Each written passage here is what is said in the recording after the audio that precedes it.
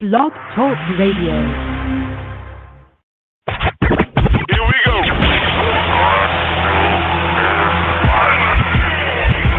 Blast off. This is True Capitalist Radio. True Capitalist Radio. I am your host, the man they call Ghost. The badass of business. Give him capitalism or give him death. That's it. Period. Broadcasting from his Skyline office studios in beautiful downtown Austin, Texas. You sound fruitier than a box of Fruit Loops, for Christ's sake. And now, he'll take it from here. Your host, the prognosticator of prognosticators, the man they call Ghost.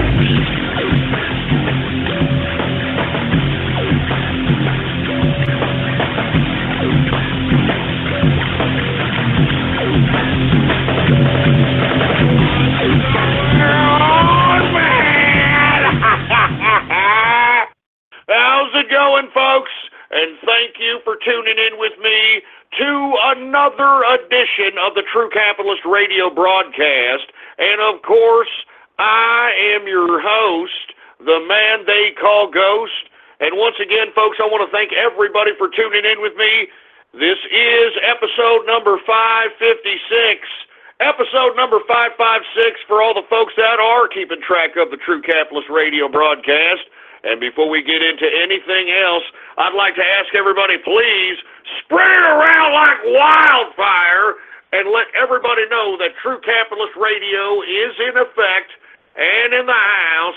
And we are live every Monday, Wednesday, and Friday, 6:30 p.m. Central Standard Time, right here on the official website of the True Capitalist Radio broadcast.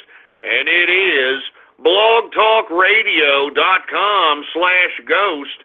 That's blogtalkradio.com/ghost. And of course, if you have not done so, please follow me on the last bastion of freedom of speech in social media today. And I definitely do mean that, folks. I'm talking about Gab, and you can get there by typing in your browser right now, gab.ai, and you can follow me on there under the name Politics Ghost, all right? All one word, no underscores. Politics Ghost is the name to follow.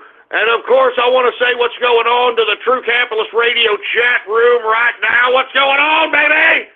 And, of course, if you want to be a part of the True Capitalist Radio chat room, and, of course, I will personally be in there after this broadcast, voice chatting with everybody in there. If you want to be a part of it, all you got to do is go to my Gab, check out my Gab, and hit the subscribe button for premium content. And once you do, give me a private message on Gab and let me know your Discord chat name, and I will give you an exclusive invitation to the True Capitalist Radio chat room. Once again, hit the subscribe button, Politics Ghost, and then Gab me your Discord name, and I will hook you up. Anyway, now that we got that all out of the way, let's discuss what we're going to talk about for the next 3 hours, and I hope that most of you are in here for the most of the time.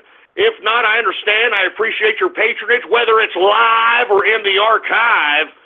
I appreciate it. Of course, the first hour, we're going to talk about crypto and stock breakdown. Let me tell you something. A lot of weird things happening. We're going to discuss a lot of those things, especially in the crypto market here in the first hour. But in the second hour, I want to talk a little bit about Stephen Hawking. As a matter of fact, I'm not even sure if I want to talk about him. I might as well just go ahead and talk about him now and just not talk about him for the rest of the show. For all those folks that don't know, Stephen Hawking is dead. All right? He is dead, and I'm not too sure if he was too sad about it. I'm not too sure if anyone was too sad about it. I know we got a bunch of autistic cases that watch The Big Bang Theory that circle jerk every time Sheldon Cooper says the word Stephen Hawking, and that's how Stephen Hawking has somehow incepted his stupid, insignificant self in pop culture, just like the affirmative action scientist, a.k.a. the Caribbean ballroom dancer, Neil Tyson deGrasse. But either way, he died, and, I mean, when I think of things like this, I always wonder what was Stephen Hawking's last words? You know, I mean, because he was connected to the voice box thing, you know? So did he type his last words? Or, I mean, have you ever thought about that? You know? Like, hey, oh my God, I think I'm going to die, and I'm going to see the... No, wait a minute, I don't believe in God. I don't believe in God. My human resources are shutting down, and I'm going to go see, oh my God, the Big Bang Theory. Oh, I'm going to see the Big Bang. Oh my God. I'm sorry. Windows 7 shutting down. Windows 7 shutting down. Windows 7 shutting down. Is that it? No. Connect. Connect. Jesus Christ. Look, the bottom line is this, all right? Everybody who's listening to this broadcast knows that I've always been very critical of Stephen Hawking. I don't believe that this bastard really is saying anything. I think they've been propping up this poor bastard. And, you know, they probably have a commission of scientists who basically write down whatever the hell he's going to say out of his damn voice box. All right? I mean, it's the truth. All right? You know it, and I know it. And for you folks that are just trying to sit here and chastise me thinking that I'm being a bad guy, I used to play this back some time ago. All right? Now, I told you all about the little voice box that he had. Oh, yeah, I'm Stephen Hawking. Come over here and kiss my stupid ass. I want to show you what his real voice was like, folks, before he was hooked up to the damn voice box. Okay? Now, this, I swear to God, this is not a troll. This is Stephen Hawking's actual voice prior to him being hooked up on the voice box for the rest of his life. Now, I'd like for you all to listen, because not only is he going to say something that sounds like this, I swear to God, it sounds something like this, something like that. He's actually got a translator who translates that. So I want you all to listen close. This is the real Stephen Hawking. Yes, this is my real stupid voice. Yes, it's really me. Ha ha. I died. I died. I died. I died. I died. I died. Anyway, this is actually Stephen Hawking right here. This is him in the real voice. Go ahead and play it, engineer.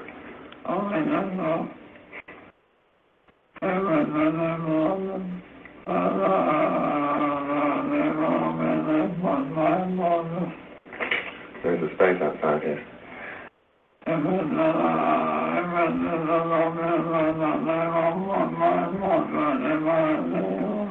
think it's fairly obvious that they'll put Stephen's portrait if he leaves.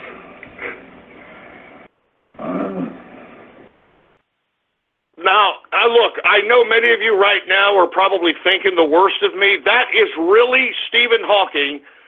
I am not kidding. That is his real voice taken from a documentary in which they show his actual voice. I took an audio clip of it, of him and his translator. That's him. This is the guy who is out here defying God, claiming that we're nothing but bacteria on a rock. We're nothing but particles from the Big Bang. Haven't you noticed that all this is all sexual when it comes to scientists? It's always about sex. Huh? Oh, you know how it happened? You know how this whole thing was created? It was a Big Bang, baby. Yeah, it was a Big Bang. And then an explosion. I mean, what a bunch of sexual innuendo garbage, man. Anyway, look, I don't want to get too much into this. I just wanted to enlighten you because I know everybody's out there gabbing me up saying, hey, Ghost, you know that Stephen Hawking died, right? So I'm just acknowledging that he died. We get it. Everything's going to be all right. All right?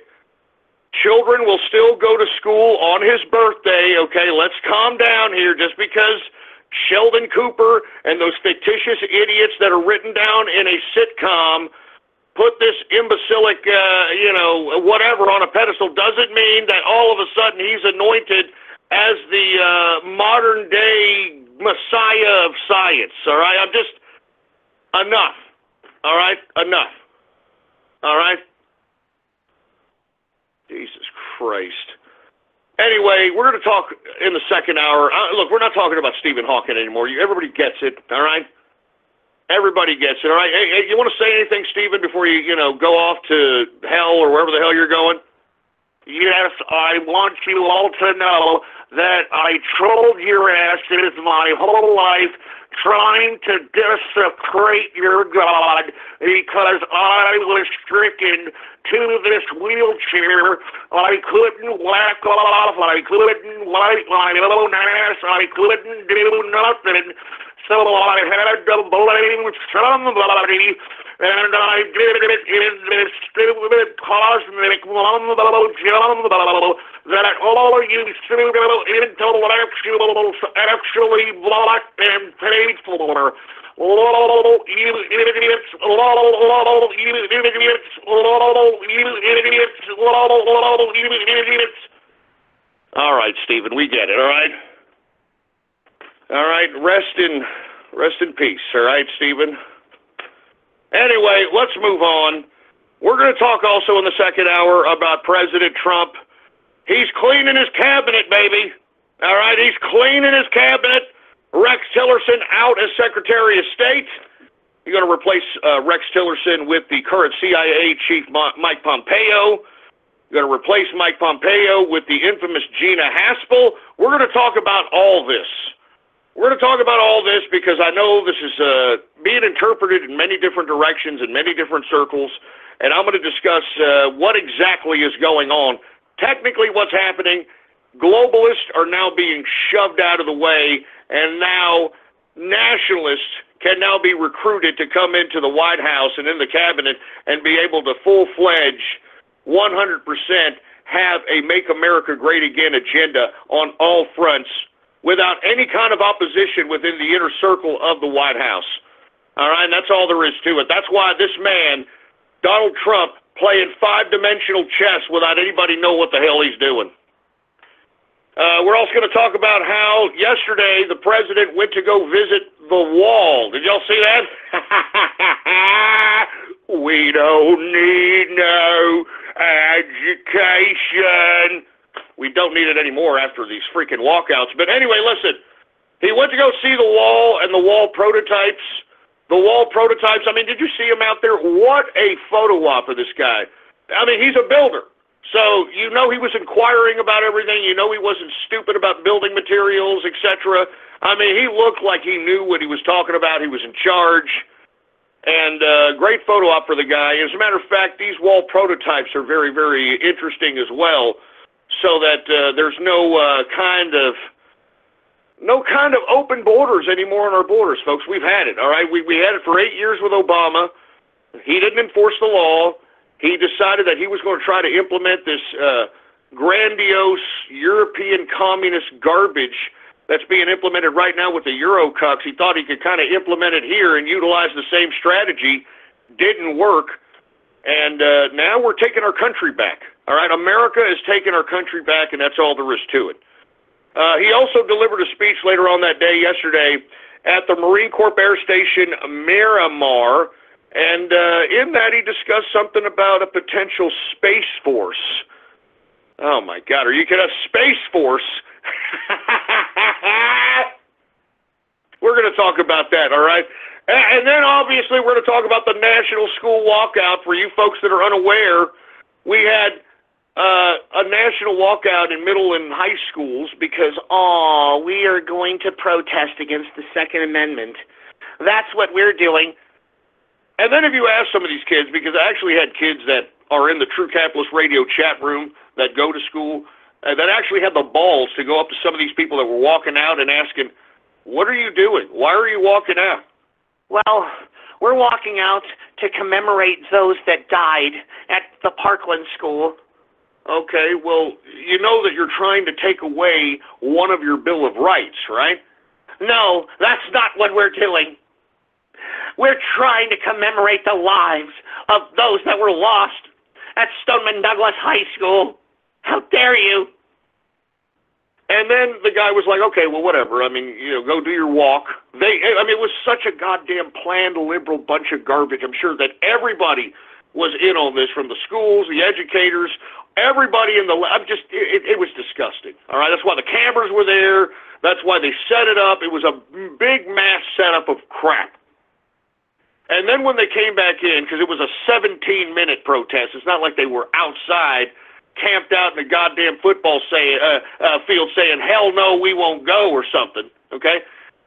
17-minute walkout. They came back in, and this one kid that is in the True Capitalist radio chat room, he asked this one broad, okay, now that you went out and commemorated those that died at Stoneman Douglas High School, what's their names?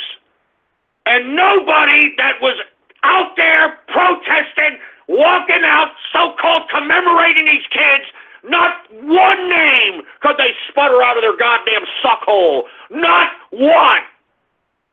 And this just goes to show you that these kids, and look, I'm going to get into an intensive discussion. I am not going to, if I talk about nothing else, I'm going to talk about this. I'm going to say that this is a direct consequence of leftism and the culture wars. And I'm going to talk about how leftists has used every different group of susceptible idiots and have used and abused these morons to the point now they're resorting to taking control of your children. They are psyoping your children into doing their political dirty work. It's disgusting, and I can't believe that everybody out here is condoning this crap. If you had a little brat kid that went out and protested and walked out, and you didn't do a goddamn thing to discipline that little brat, then you are a leftist piece of anti-American trash. And I spit on you, and I spit on your brat kid for not knowing crap and going out there and walking, begging for the government to take away one of the Bill of Rights, the Second Amendment, you stupid piece of trash. Give me a break. We're going to talk extensively about the national walkout from Occupy Wall Street to Million Woman March to this. Good God. It's sick, man. Anyway, we're also going to talk a little bit about the Pennsylvania elections. Well, there was a special election in Pennsylvania that was supposed to be some litmus test for 2018 on whether or not the Democrats were going to somehow have a chance in taking the House. And look, it's too close to call at this point, even though this Connor Lamb is being an inconsiderate little brat and deciding to go ahead and claim victory, even though there's 500 votes separating them, okay, first and foremost, and there's over 1,000 absentee ballots left that have not been accounted for. Okay, and most of those absentee ballots, with all due respect, come from Rick Saccone's area. So, I thought it was rather uncouth of this so-called moderate Democrat asshole, Connor Lamb. And look, I love the military, okay? And I know this asshole, Connor Lamb, likes to shove this idea that I was a Marine. I was a Marine out there during the time of this and time of that. Have you read his bio? This guy was a JAG. He worked in JAG. He was prosecuting Marines. This is a prosecutor. He was prosecuting Marines in Okinawa that happened to have gotten a little bit of too boom-boom with some of those sucky broads out there, all right? That's what he did. I mean, listen, if you're going to be touting a military career, I would like anybody who's going to be in politics touting a military career, be precise in what exactly you did. Because, I mean, they were trying to tout as if this guy, Connor Lamb, all right, was some kind of a Rambo, like he was a gunny or something. I mean, like he was some badass. Here he was. He did nothing. That's why he looks like some fruit bowl. He doesn't look like a Marine that's seen the shit, excuse my French. He doesn't look like a Marine that's seen anything. He's like, hi, I'm Connor Lamb. I mean, you can just tell I'm such a feminine fruit bowl just by what my parents name me. My parents name me Connor Lamb, because that's all I am. I'm sweet as a little lamb. Anyway, whether or not Connor Lamb takes this election or not, it's a nothing burger, and no Democrat should be considering this some kind of a signal for the 2018 elections, okay? Because lest we forget, Connor Lamb is trying to play this balancing act on him not necessarily being a progressive Democrat. He's one of these so-called center-left Democrats, and that's what he campaigned on. He's pro-gun, he's anti-abortion, supposedly. He's renounced and denounced Nancy Pelosi. He's claimed that he will not vote for her if they take over the House for Speaker of the House. He's not into this so-called racial politics, and he said today that he's willing to work with anybody as long as it's for America. So if these people in Pennsylvania hold this Connor Lamb's feet to the fire, then maybe they're going to get a center-left candidate that could potentially not be a partisan, progressive, racial politic asshole and maybe actually do something. And look, you Democrats, lest we forget, because Connor Lamb is center-left, that means that this progressive garbage that you're shoving down everybody's throat does not work. People do not want it. They don't want racial politics. They don't want, all this divisive crap that's we come to know and love on the progressive movement of the Democrats. So, if anything, this should show you Democrats that if you don't move more to the center, then you have left the rest of the country. You are not in the mindset of the rest of the country. That's why I keep saying, folks, take a look at the modern Democratic Party right now. They are anti-American trash. And I'm not just saying that because I don't like their politics. I'm saying that based upon their actions. I'm willing to give Democrats any benefit of the doubt if they pass something that actually benefits the country. They have done nothing. They got into goddamn White House and they took over the government in 2009, and what did they do? They did nothing! They bailed out the banks. They bailed out Wall Street. They gave an open season giveaway of our tax dollars to everyone who donated to Barack Obama's campaign contribution account and the Democrats' campaign contribution account in Stimulus Package 2. I swear to God, folks, that's why you have so many people that are loyal to Obama, that are loyal to the Democrats, because they got paid during that open season, that open raid on our tax system. Lest we forget that Barack Obama accumulated $10 trillion in debt. That is more debt than all presidents before Obama combined. And where did all that money go? Where did all the money go?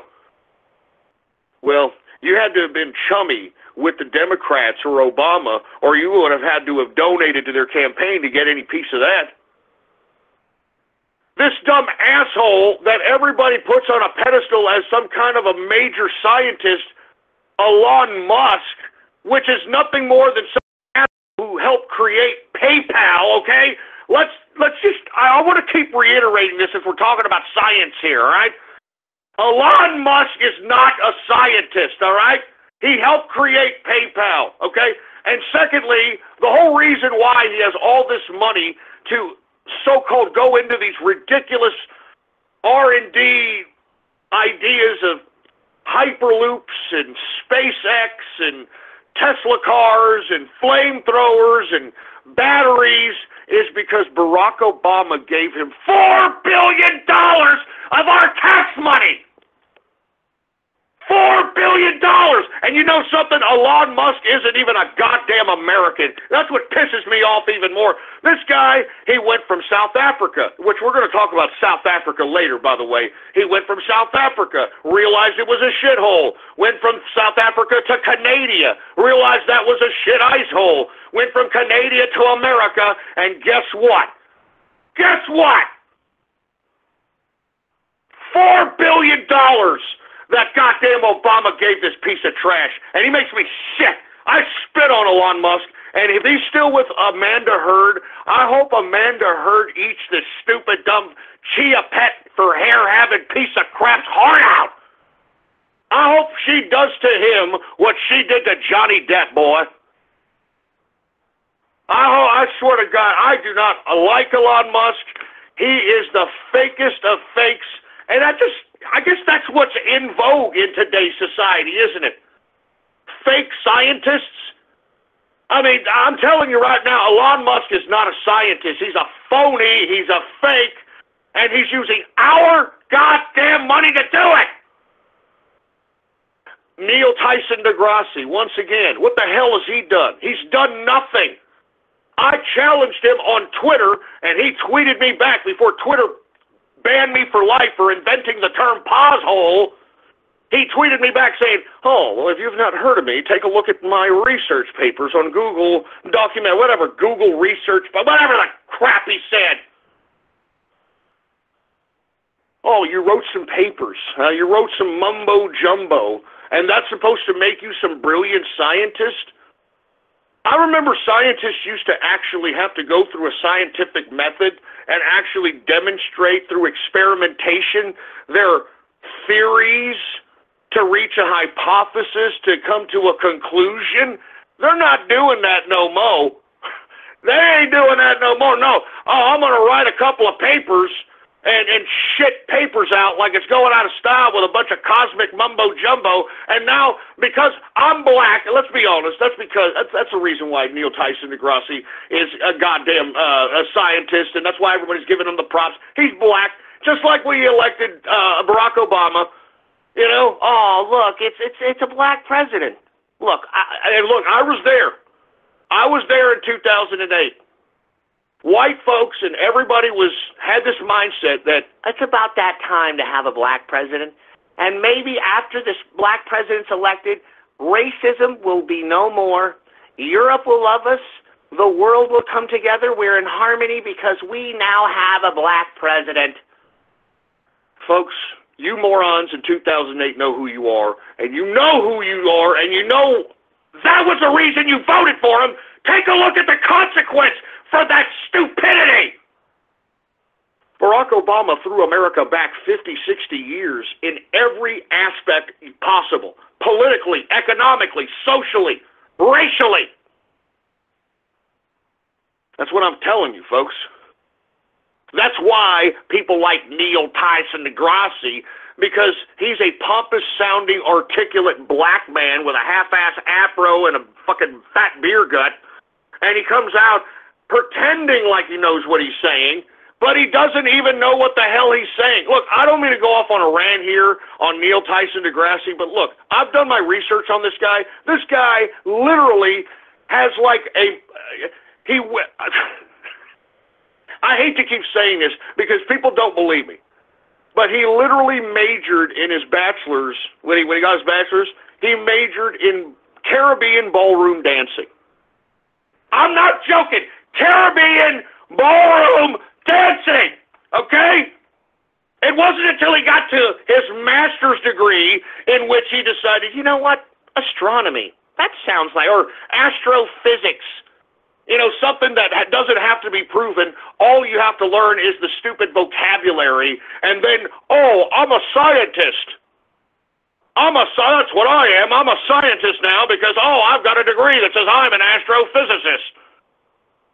Give me a freaking break. And look, let me tell you something. Let me show you something. For all you people that make fun of me, that think that, you know, I really don't think that we've been that far into space, and I don't think we've been on the moon and that sort of thing. Here's the Washington Post, okay, folks? And look, I'm going to grab this right now. I'm just going to post it because, I mean, this should just slap you morons in the face that, oh, I think Neil Tyson deGrasse is the fucking greatest goddamn scientist ever since sliced bread, for Christ's sake. This guy's great. I love him. Anything he says, it's verbatim. He's a scientist. He should know what he's talking about. Here it is, right here. Washington Post, why Neil deGrasse Tyson failed to prove Earth isn't flat.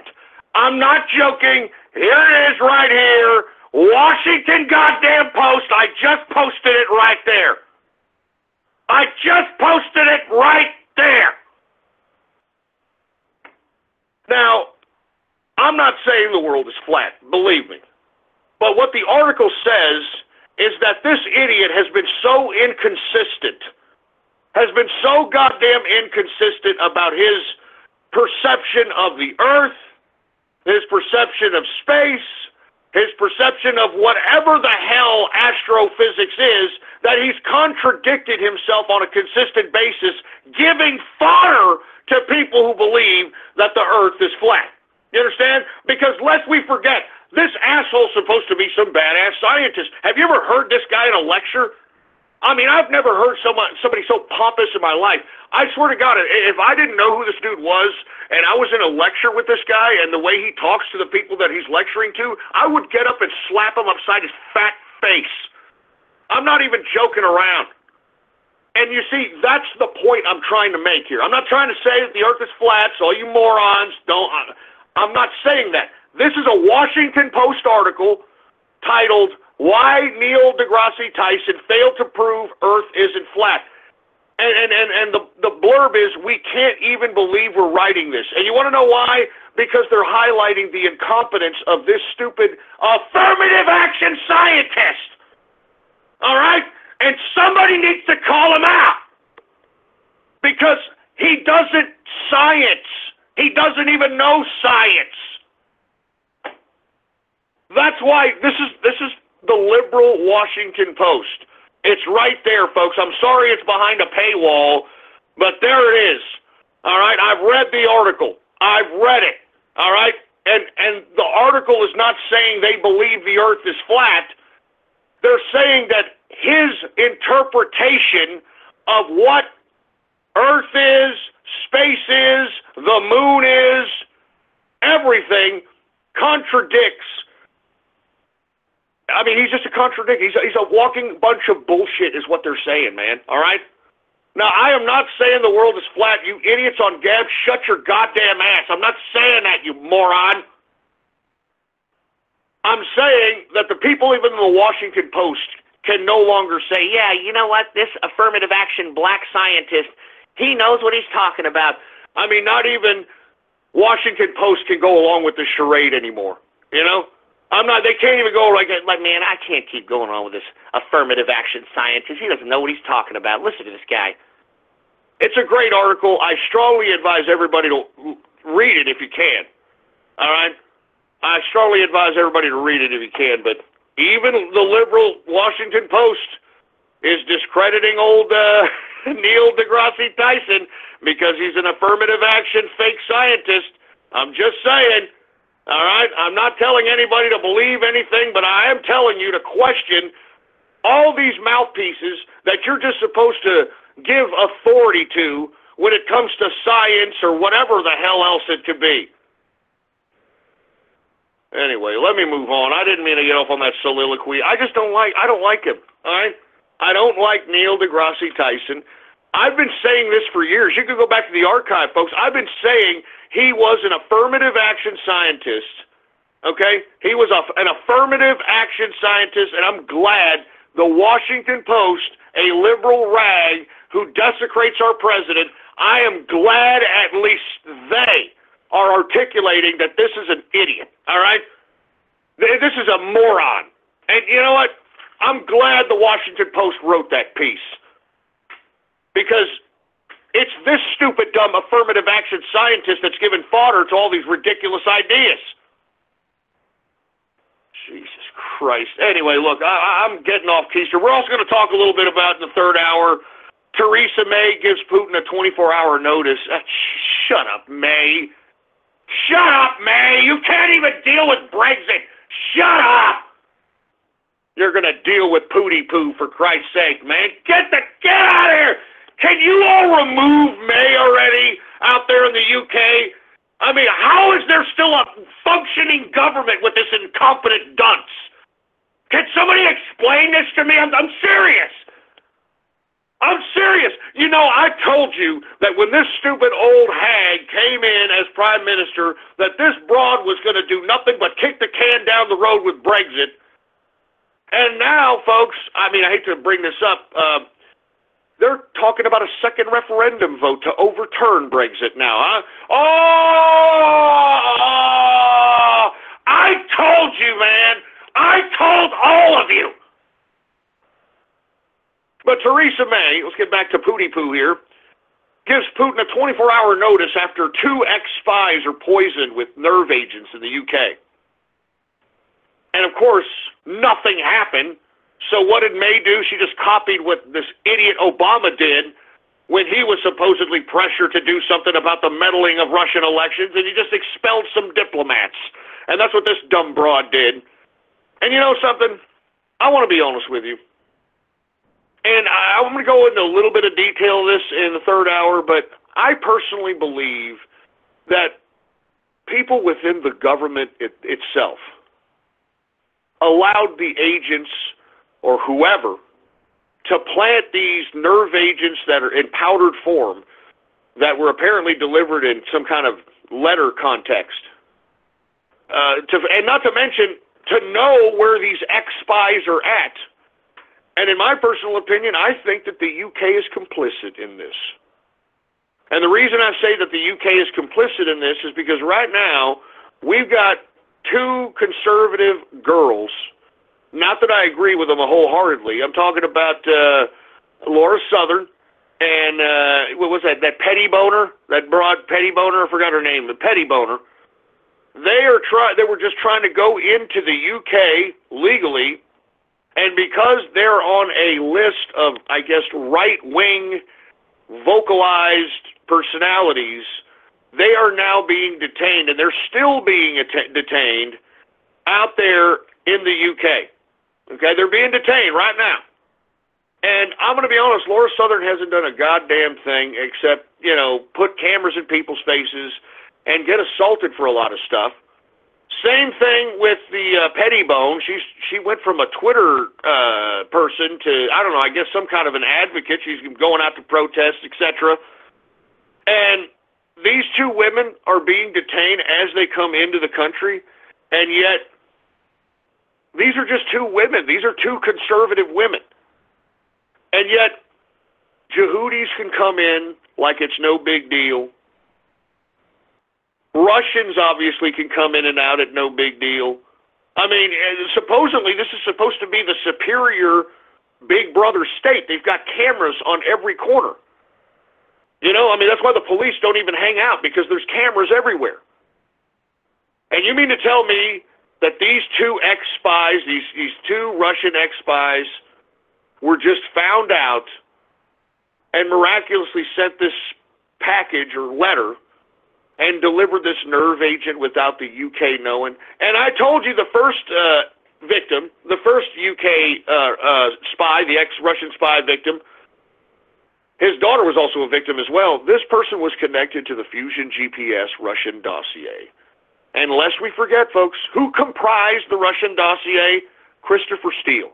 Christopher Steele was MI6, all right, the equivalent of the CIA in England. And Christopher Steele utilized his contacts because his specialty in MI6 was Russia. He utilized his contacts in Russia to compile this dossier, so to speak. And if he utilized, and look, there is a connection with the first guy and the Russian dossier. If there is a connection with the second guy, then in my personal opinion, I think it's the English that killed these 2 sons of bitches. Because possibly, I'm starting to believe now that the English may have had something to do with the Russian dossier in an attempt to thwart Donald Trump from being president. Because lest we forget, Barack Obama was telling the UK that they were going to have to be last in the queue if they didn't vote for Brexit. Or if they voted for Brexit, excuse me. And since the people didn't and they wanted to get the hell out of there, it made Dave Cameron look like a moron, and they brought in this idiot Theresa May. Now, Theresa May, in my opinion, just looks like some moron who does what she's told. She has no vision. She's a complete idiot. You could tell that she's literally kind of being told what to do. She's literally having to be told what to do.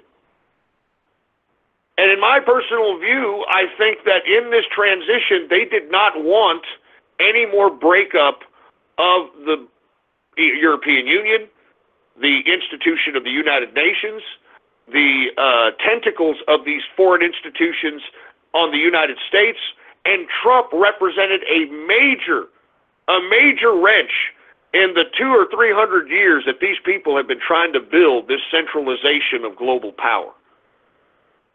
And that's why, if you want my opinion, and the reason I'm getting in depth to it here is because maybe I won't get around to it in the third hour, but I personally am starting to figure out that it could be the UK that could have been the culprit.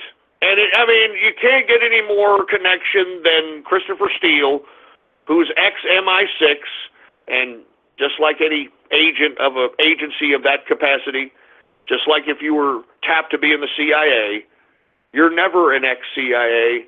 You're always a part of the CIA. And as far as I'm concerned, folks, Britain has their whole goddamn country on lockdown in every capacity. They've got their people under surveillance. They've got everybody disarmed. It's literally a Big Brother police state. Now they're monitoring their internet connections.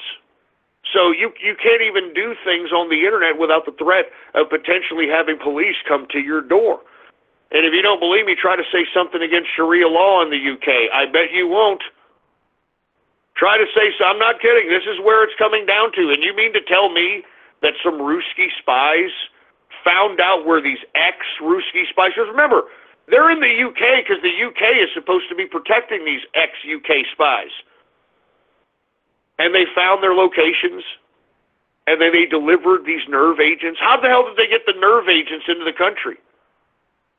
It's stupid, man. And look, I'm going to move on from this right after I say this. Jeremy Corbyn, the leader of the Labour Party, was recently outed as an agent of the Soviet Union. Does everybody not forget that? That came out, 2 or 3 weeks ago, that he was a paid agent, a working agent for the Soviet Union while he was conducting himself in English politics. Now, if the Soviets have that kind of connections into the internal governmental workings of the UK, then why is it out of the question for these same people that were once on the payroll of Russia to continue to do favors for Russia? So anyway, I'm going to leave it at that. Y'all can, figure out what you need to figure out with that, but come on, man. Give me a break. Give me a break. It's all starting to come clear as far as I'm concerned. And if you want my opinion, I think these two spies were killed not by Russia, they were killed by the UK. Christopher Steele he admitted, Glenn Simpson, the guy who is supposed to be the owner of freaking Fusion GPS, he testified that Christopher Steele utilized Russian assets to compile that dossier. Now, what Russian assets was he using? What, in Russia? And if he was using assets in Russia, that's more than collusion as far as I'm concerned with the Democrats. But let's just say he was utilizing the ex-spies that are within the country. He would be in charge of those. If he was MI6, he would be their handlers. Wake up, man. Anyway, then at the third hour, we're also going to talk about how Australia is considering visas for white South African farmers. And for you folks that are unaware, right now there is I can't believe this is happening. I can't believe this is happening, but there is an attempt at white genocide happening right now in South Africa. And it's been announced by the new government that is post-Zuma. Remember, the President Zuma was ousted by his own party, the African National Congress. Well, now the new African National Congress has pushed initiatives as white land confiscation and potential white genocide. Now, isn't that great? Isn't that great? And listen, I didn't think apartheid was right. I don't. I personally don't. I think it's horrible. But I've seen pictures of Africa, South Africa during apartheid, when it was clean, the streets were safe.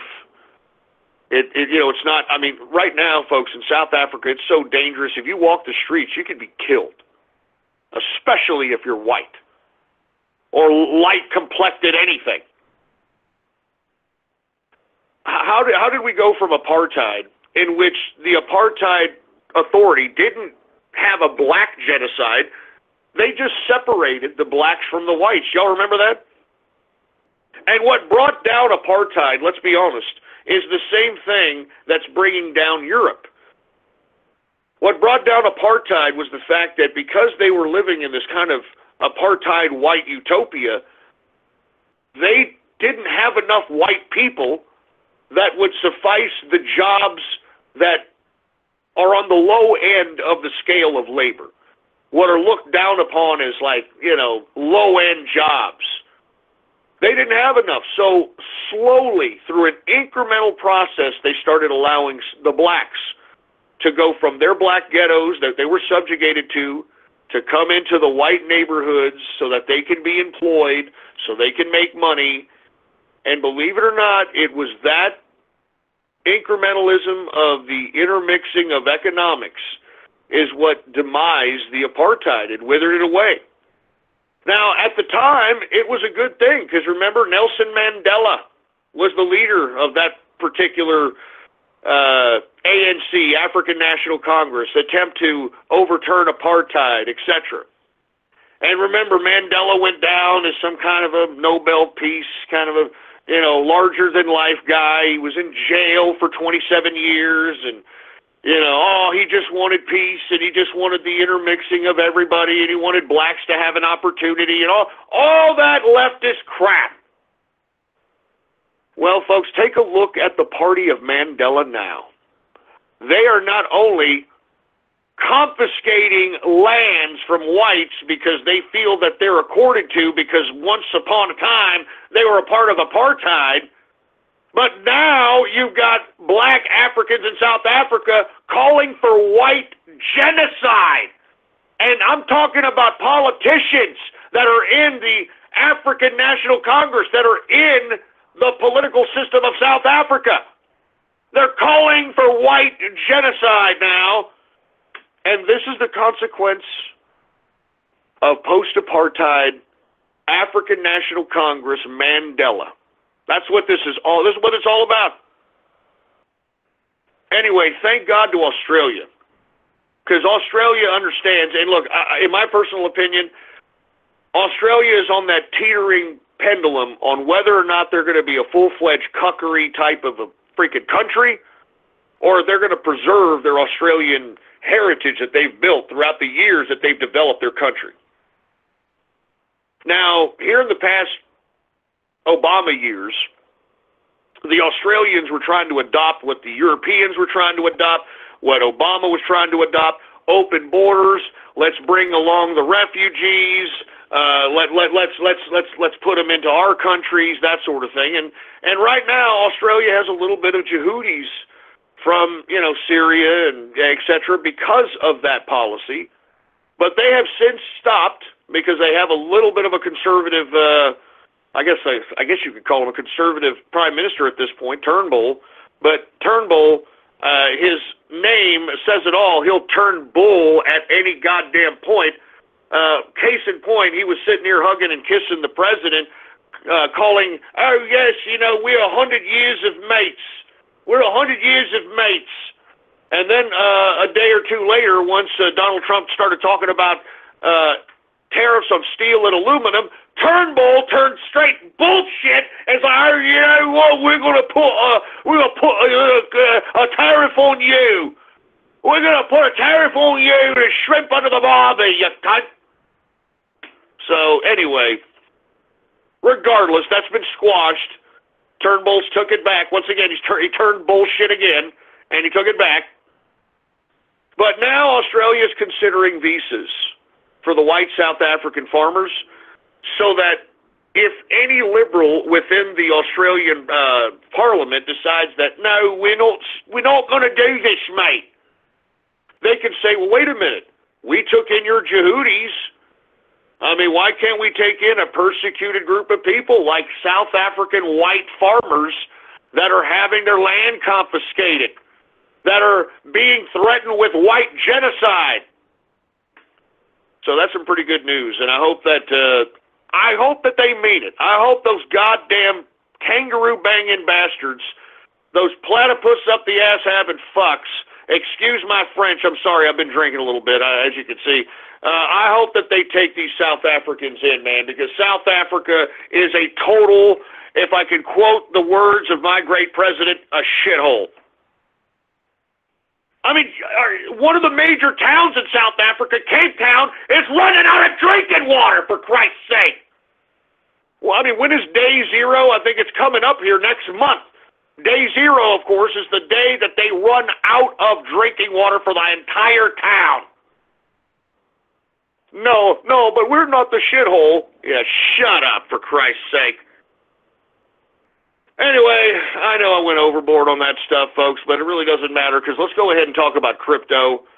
Now, bloody red in the crypto markets, folks, and let me tell you, you can thank a cluster F of different reasons for this. I mean, John Oliver, first and foremost, helped continue the contraction that we were having headed into last weekend. Folks, now you've got Google saying that they are going to ban any advertisements relating to Bitcoin or cryptocurrency. And as I've told you about this investment community in cryptocurrency, it's all a bunch of dorks, computer nerds, and neckbeards. And when they hear something like that, oh my God, Google's not going to accept any more ads for Bitcoin or cryptocurrency. Oh my God, it's over. I gotta move the cash. I don't know what I'm doing.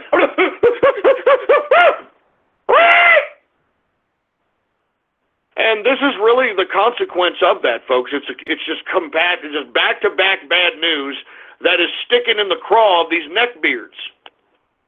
Now, folks, what has me concerned is that we're not growing. I'm talking the cryptocurrency market is not growing like we should be growing. And the reason is because most of the average everyday layman in the world finds it very complicated to even understand what cryptocurrency is. They find it very difficult to understand what a digital wallet is. They find it very hard to understand any of this technical stuff. That's why the majority of the investment community in cryptocurrency are a bunch of neckbeards, dorks, computer nerds, etc. And that's why I sincerely hope that the faster these stock brokerage companies like Robinhood's doing, I hope that other brokerage houses do the same. When they start integrating cryptocurrency trading with their equities trading is when we're going to finally start seeing people take cryptocurrency serious, because when it's on a platform like a stock trading platform, there's no need to understand the complexities of digital wallets and mining and all that other stuff. All they see is, oh, I can buy this and sell that. I can buy this now and trade this for that. It's all about numbers. It's trading. And the faster that happens, that's when we're going to see an influx of hundreds of billions of dollars that we have never seen before. And a lot of these coins are going to go through the roof. Now, there's a patience time period here that everybody needs to understand. Because if you take a look at certain coins, for instance, Quantum, we noticed in the inner circle that there was a tremendous buy wall and a tremendous sell wall in two different exchanges. And what we figured out is that there's a group of people or somebody that is purposely trying to saturate this particular cryptocurrency price downward and slowly skim massive amounts of quantum into their own possession. And the reason is, folks, and as I've stated time and time again, what creates the value in cryptocurrency is technology. It's technology, man, and whether or not the people that are in back of the coin can actually implement what they say in the white paper. And as I've told you, I hate to use quantum as an example again, but this is the coin that has the same type of trajectory as Ethereum had back in April of 2017. And lest we forget, folks, y'all remember 2017 when I started covering this at the beginning of that year? It was a little bit flat. Remember, we saw major contractions in Bitcoin prior to April. We saw major contractions in the other coins that were available out here. We didn't see a big influx until the summer and the fall. And then once we came into the Christmas time, you understand? And why is that, folks? Because right now, at this point in time, everybody's been post-holidays. Everybody's got to pay for, what they paid for during Christmas time, during Hanukkah, and New Year's. And these holiday seasons, they don't stop. Remember, we just had Valentine's Day. That cost a pretty penny. We're going to have Easter. All right, so, that's a lot of money that people have to consider in their budget if they want to have a good holiday, especially if they have children, especially if they have a need to go out and party during those times. And there's a lot of people that live for whatever reason. And not to mention, folks, I think that people need to understand with cryptocurrency that we're having way too many ICOs at this point being developed. And I have to agree with the SEC on this one, that ICOs have to be the first thing that have to be regulated. And the reason I say that is because now what we're having is that we have any new money coming into the cryptocurrency market, they're going right into these ICOs, and most of them are scams. Most of them don't even flourish to development. Most of them don't even raise the money that they're trying to seek, and they just take the money and run. And why are people going after these ICOs? Well, because they think buy low, sell high. They think, well, if I get the coin before anybody else gets it, I'm an advantage there. I know what I'm doing. So I think, in my view, you need to go after what's been around at this point. And everything's on sale. It's like Black Friday right now in the cryptocurrency markets. But I would go with what's been around at this point. I would not, unless you see a coin out here that has been developed that is doing the equivalence of what any of these major coins are doing, even if they're doing what Quantum's doing, Ethereum's doing. Smart contracting, integrating the smart contract with the wallet. A mobile wallet application, which is what Quantum has. Yeah, if you want your Quantum on your wallet or on your phone, you can put it on your Android right now and have Quantum in your damn phone. They're moving faster than anyone out here in the market, and that's where the value is at, folks. Technology is where it's at when it comes to cryptocurrency. And if all a crypto is nothing more than like what a Bitcoin is, which was supposed to be an alternative to fiat, which it's been over-speculated out of that capacity, then there's nothing to it. There's no reason to go after it. Speaking of Bitcoin, let's talk about the market capitalization right now, the entire market. Now, the last time we talked, folks, the market cap was at about $400 billion. A little over $400 billion. I think $410 billion, I think it was. Folks, right now, the market cap of the entire cryptocurrency market is $332 billion. That's a major, major decrease. Lots of people pulling out their money, and I just described a lot of reasons why. Once again, John Oliver claiming that Bitcoin is a scam or it's gambling. Same thing with Google banning any kind of advertisements of Bitcoin or cryptocurrency. This is really going to hurt the market. That's why if you're in cryptocurrency and if you have the ability to do it, give some cryptocurrency away to somebody. Why don't you Google paper cryptocurrency wallets?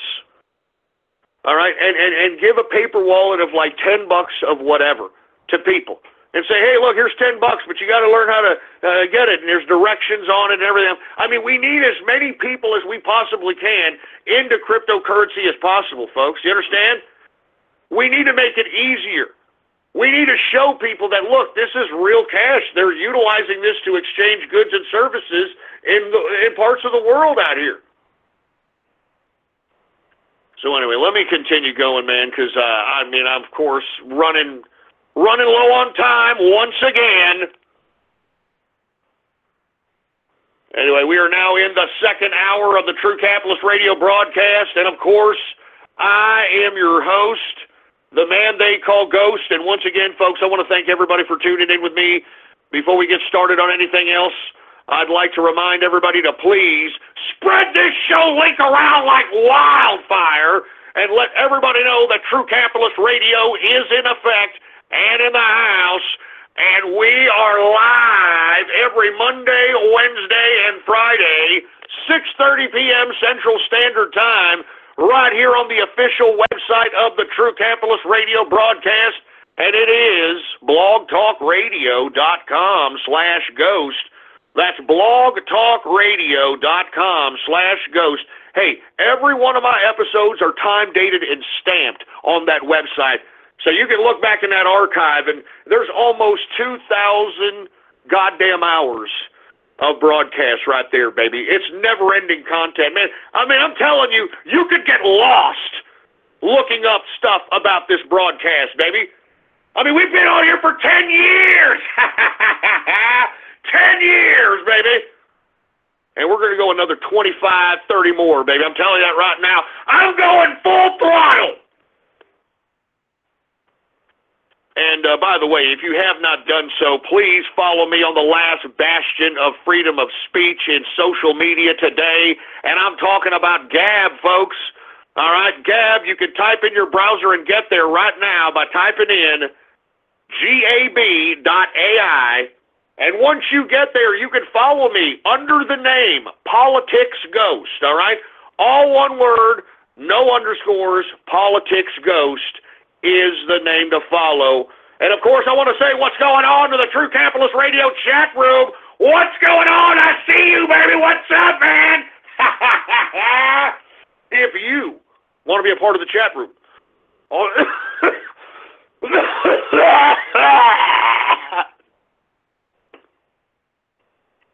Something caught in my throat.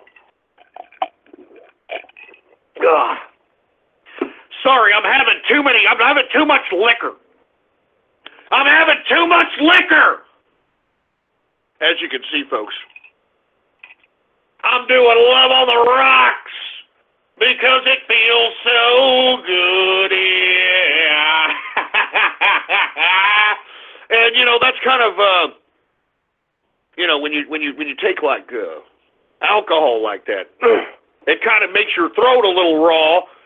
So I guess what we're going to do before we get on with the broadcast is we're going to go ahead and make this a decent hump day edition of the True Capitalist Radio with more beer! Jesus Christ, I feel like coughing it. We need more beer! What is this? Freaking cans, engineer? God damn it!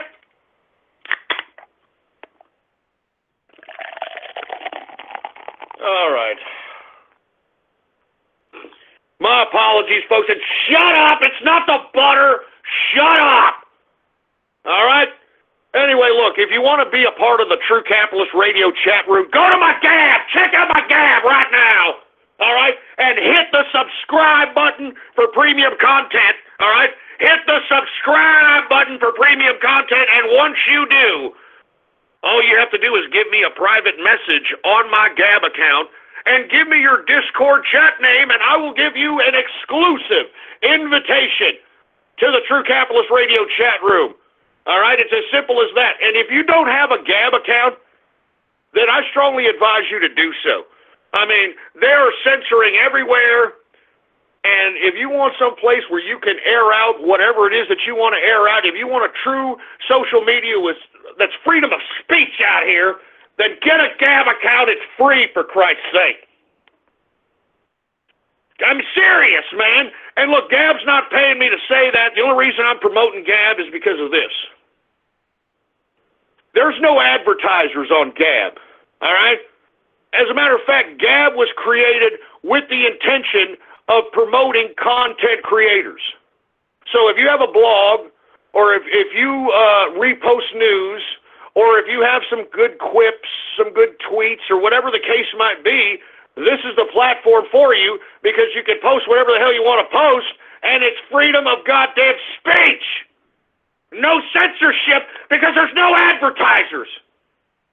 And that's what I love about Gab, man. They care more about the people creating the content for the site than actually the idiot advertisers, for Christ's sake. So cheers to that. Once again, if you want to be a part of the True Capitalist Radio chat room, go to the Gab and hit the subscribe button, all right, for premium content. And then, of course, PM me, private message me on Gab, your goddamn, your Discord name. Simple as that. Just your Discord name. Anyway, folks, I was going to do some rundown of the cryptocurrencies, but everything is red. It is red. It is bloody as hell out here, and there's no reason to read off the obvious. So all I'm going to say is this. Everything is on sale. It's a Black Friday-like sale in the cryptocurrency markets right now, and what I'd like for people to understand is that long-term investment reigns supreme.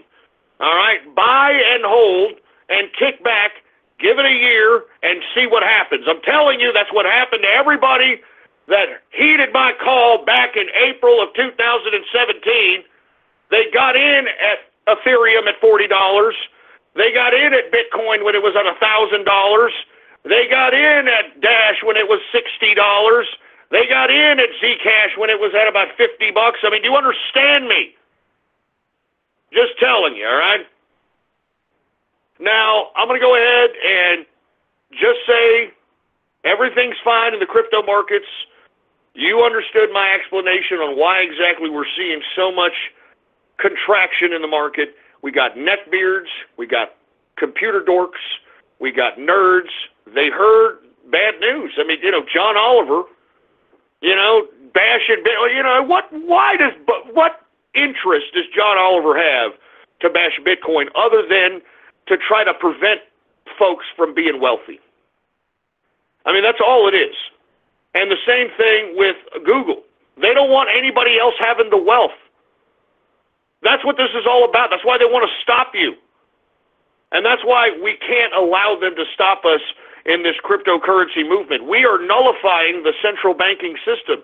I mean, don't you understand that? I mean, at the very least, if you don't like the central banks, you should at least be participating in this goddamn cryptocurrency movement, for heaven's sake.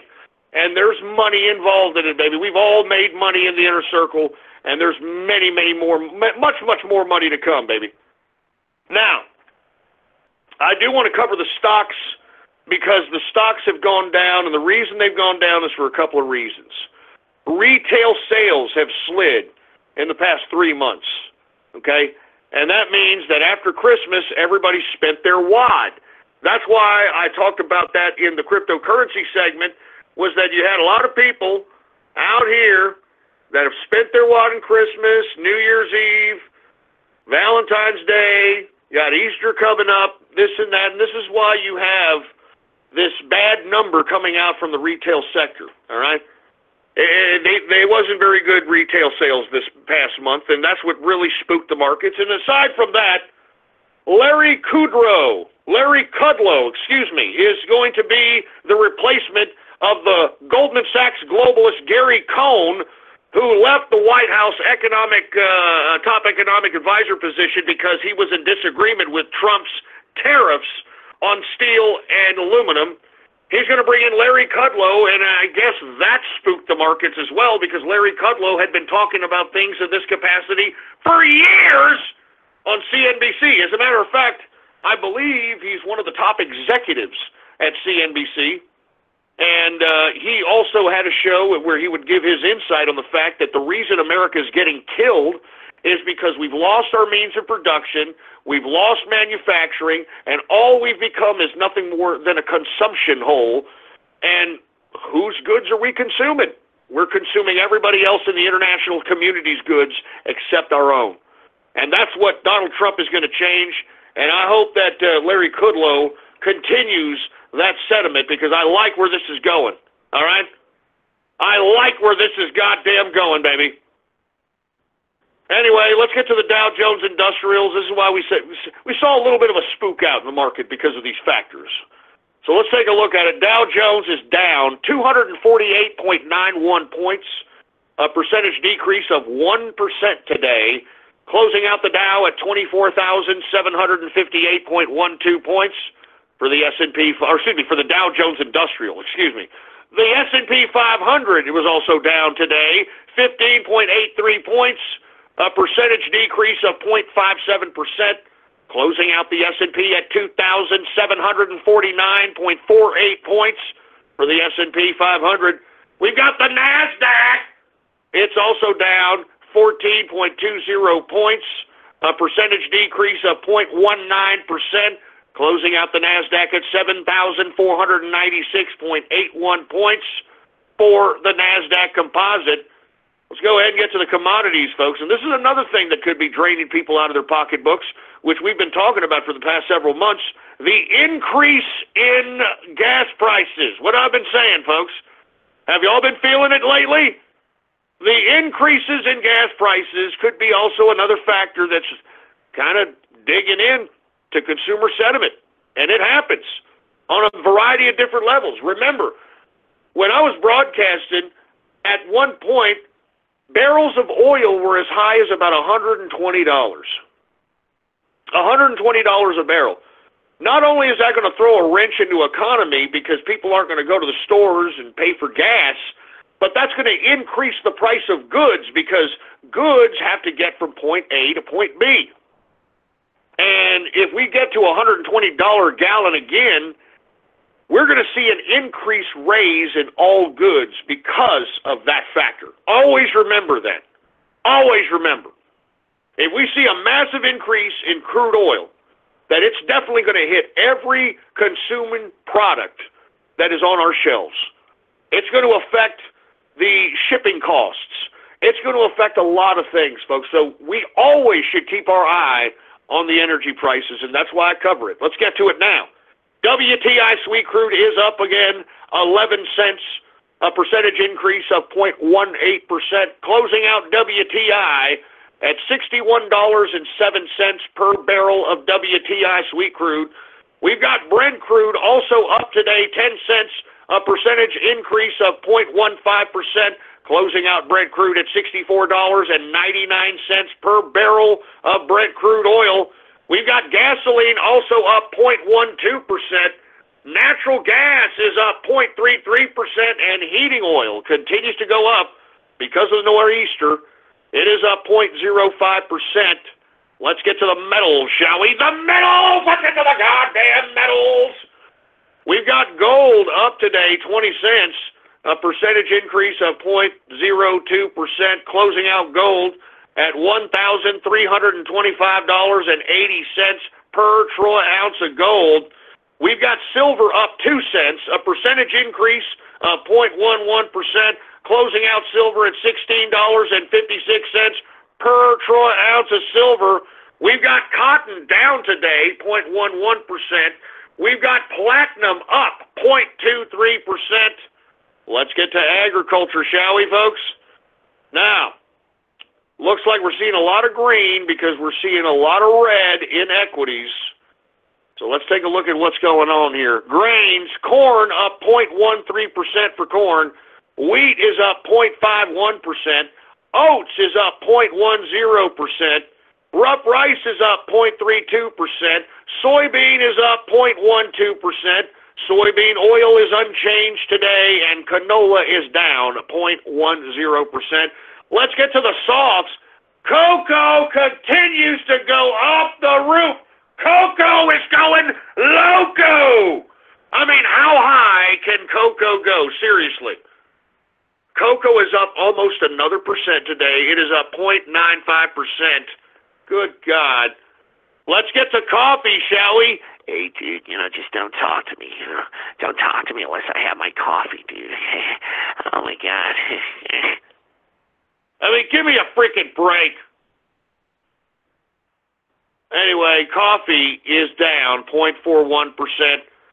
Sugar is up 1.11% increase for sugar. Orange juice is up 1.01%. Cotton is up 0.55%. Lumber is down 0.16%. Rubber is down 0.92%. And ethanol is down 0.39%. Let's get to livestock, shall we? Live cattle is up 0.09%. Cattle feeder is up 0.30%.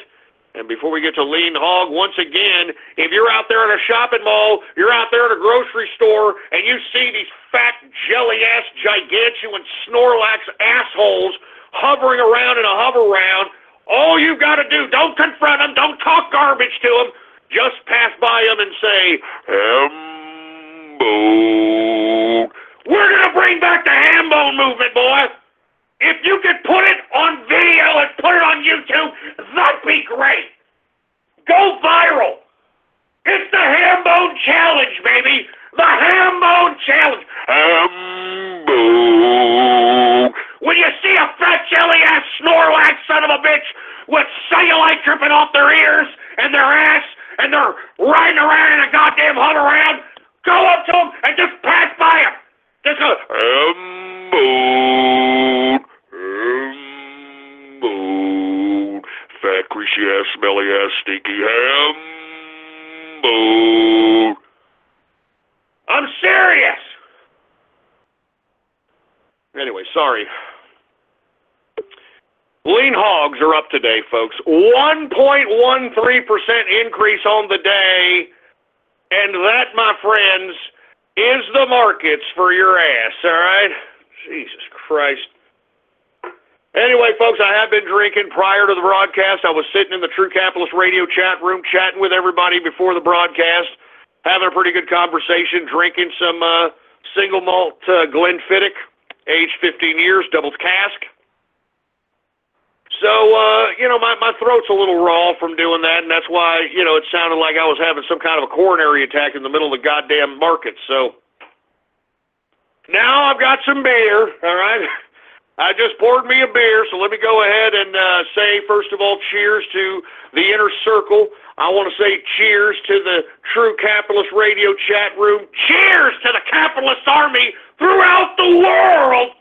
And I want to say cheers to the greatest president in American history, the modern-day George Washington himself, the man who has led the capitalist revolution into taking over state power. I'm talking about Donald Trump.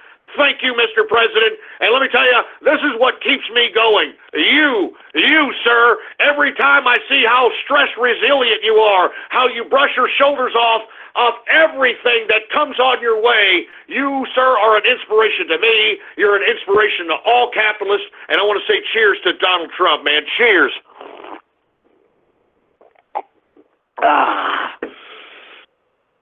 And I'll go ahead and finish this. Love on the rocks. Let me go ahead and finish it. All right. Feel a little loose, baby. Feel a little loose. Woo! All right. Now I'm ready for some goddamn shout-outs, all right? Now I'm ready. You see, this has been my problem. I should have had drinks before doing this so I can be as stress-resilient as the greatest president in American history, Donald Trump. I'm going to brush my shoulders off with this. Because before I do it, let me chug this beer here for Christ's sake. I can already see these people in the damn chat room saying, "Oh yeah, go Tom! Oh yeah!" Good God! Here, let me chug this beer.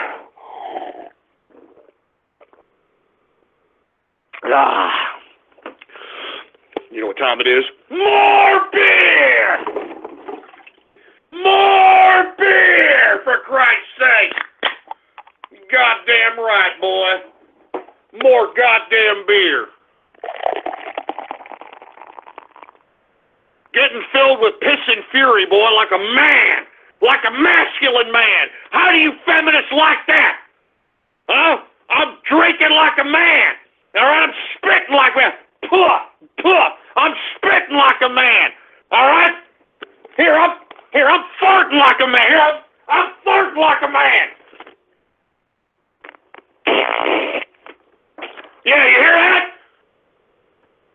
crap? Anyway, let me continue. And shut up, all you people in the chat room saying, virgin, virgin, shut up!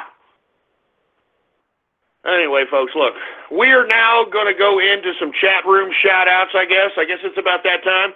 But before we do, let's just go ahead and let's head into the voice chat. Let's head into the voice chat to see what everybody in the True Capitalist Radio chat room is doing. All right, now, I can assure you folks, there's some really serious people in the True Capitalist Radio chat room. We have really good political debates. Not everybody's a tard! Not everybody's a tard, I promise you, I swear! Anyway, let's go ahead and let's go put on the voice chat and let's see what we have to say. I mean, can you guys come up with something here? Come on, something! Something!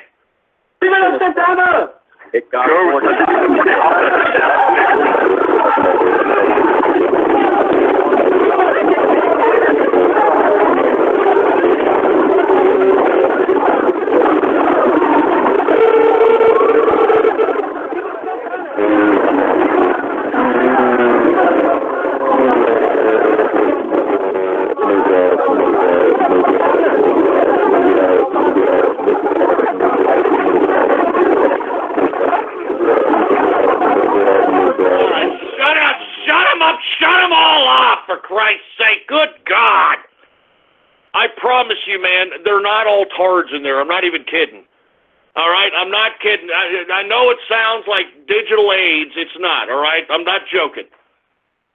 Anyway, with that being said, do we have any goddamn chat room shout-outs to be had, engineer?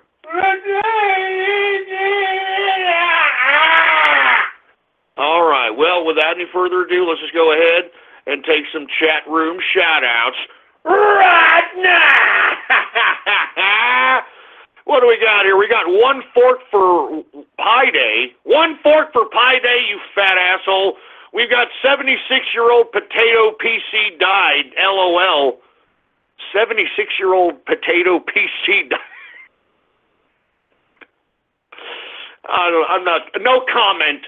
We got cash money in the house. Alaska Air Captain Cosby, whatever the hell that means. Alex P. Nick. No, I'm not saying that, you stupid dumb asshole. I know what you're trying to do. You're trying to make me racist. I'm not racist. I'm a melting pot of friendship, and everybody knows it, so shut up. We got Andrew in the house. Bill Nye. Get Bill Nye's ass out of here. Nobody wants to scientist. Get him out of here. Put him in the woodshed, boy.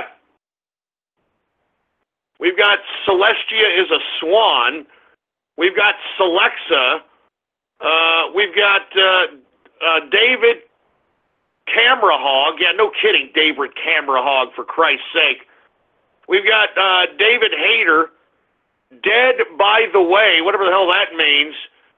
We got Distilling in Real Life Tard Wrangler. All right. Donnie Jr. Divorce LOL. Donnie Jr. isn't getting a divorce. Shut up! Don't you dare! Don't go there! We've got Drew P. Wang. Drew P. Wang. You son of a...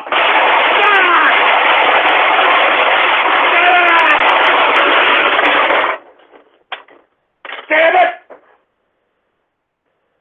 I'll show you a Drew P. Wang, boy! I don't need my filters! I don't need super male vitality to get the goddamn big-ass boner, boy! I'll show you a Drew P. Wang, boy! Give me a mic! Yeah, I'll show you sons of bitches and just shut up. Just shut your stupid face. We've got Gain Hickers. Gain Hick... Oh, fucking...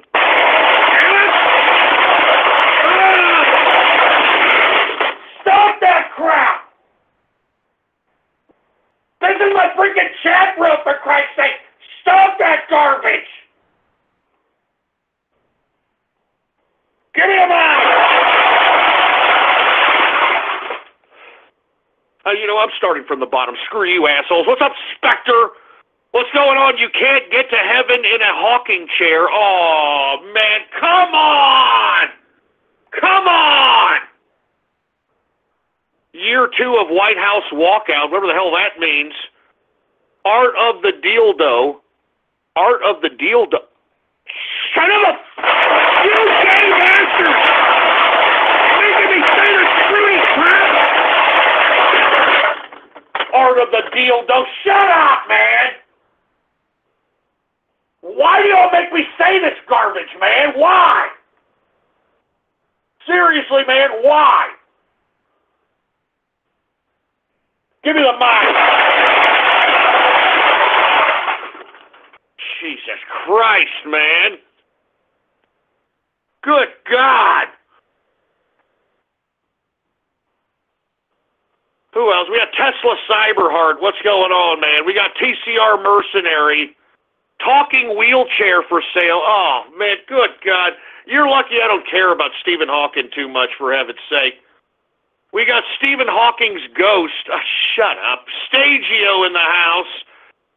Spixmo-Mylon. Spixmo-Mylon? I don't understand what the hell that means. We got Spanzer in the house.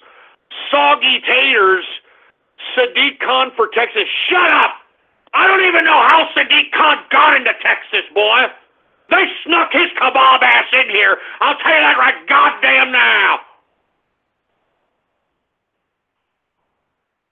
Jesus Christ, man. We got R.I.P. Microsoft Sam pulling the plug on Ghosty. Shut up, you stupid moron.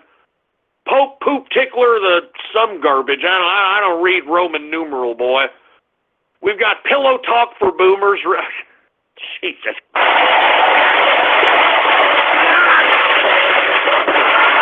Who is that? Is that Andrew Anglin? Is that who it is? Is that Chris? I can't do shit well, can't well? Who is that? Good God, man, give me the mic. Is that Chris? I can't do shit well? Is that who that is? Who donated him a goddamn entrance into the True Capitalist Radio chat? Or is that Andrew Anglin? Who is that? Who is it? Who else do we have here, for Christ's sake? Put that asshole in the woodshed. We've got no wheelchair ramps to heaven. Oh, good God, man. This is cold, man. You guys are cold, baby. I'm no fan of Stephen Hawking, but good God. Oh, my God. Neil deGrasse Tyson's in here. I doubt that son of a bitch is in here. I guarantee you he wouldn't be in here. He'd be out there sexually harassing somebody, right? Isn't that what he's alleged of? I don't know. I may be wrong. I don't know. It's my opinion. He probably did. I mean, Caribbean ballroom dancing, get the hell out of here. Who else do we have here? We got Mummy Yummy Lemons. We've got BN King. We've got, who else we got? We got Hawking EXE has stopped working. Oh, Jesus Christ, man. Good God. Hawking has logged off. Hawking blue screen of death, LOL. I mean, good, this is horrible. This is horrible. All right, that's enough. All right, you know what? God damn it. Implement chat room martial law on these freaks, man. Implement chat room martial law, for Christ's sake. Good God. All right, look, we're going to go ahead. I mean, no, I don't even know how to describe that chat room crap. But we're going to go ahead and take some Gab shout-outs. And, of course, if you don't know how to get a Gab shout-out or want one live on the broadcast right near now, all you got to do is go to my Gab account right now and like the post that states live. True Capitalist Radio is now live. Listen in. If you like that post that states live, True Capitalist Radio is now live. Listen in. I will give you a Gab shout-out live right here on the broadcast, right here and now. Now, engineer, do we have any Gab shout-outs to be had?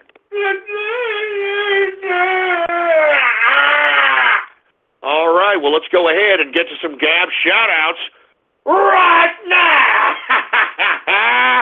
All right, who do we got here? We got Spectre Crimson. We got Santa Ana did nothing wrong. Shut up, you stupid moron, all right? I know what you're trying to get me to do. You're trying to goat me into talking garbage. Let me tell you, I know each and every one of you finger-banging, flapping your fat Cheeto-stained finger on the keyboard autist would not dare come down to Texas and say that garbage out here. I guarantee you that wouldn't come out of your suck hole if you were out here in Texas, boy. Only 18 days until the first of the month. Well, you know what? That ain't going to get me pissed off anymore, boy. You want to know why, baby? Hey, did y'all see that video I gabbed? I mean, go scroll down a little bit. It's 1, 2, 3, 4, 5, 6 gabs down, and it's of a food stamp collector who was expecting to get some food stamp money in a food stamp card. Instead, got herself a box of food that she's complaining about. Here, listen to her for real. 1 second. You got to hear her complain about the food box that she's getting out of our tax dollars for free. All right? So if you're going to celebrate this, well, then by all means, go ahead. You're getting the minimum of minimum. Take a look at how the ghetto is reacting to Trump's food boxes, and I'm loving every minute of it. Go ahead, put it on, engineer. Put it on. Okay, y'all. I got a box today that came today. This is some of the. This is the food that Trump is gonna deliver to us, y'all. Look at this here. Okay. This is the food box and it's gonna come in this big styrofoam box, y'all. Look at this shit. Trump is not lying.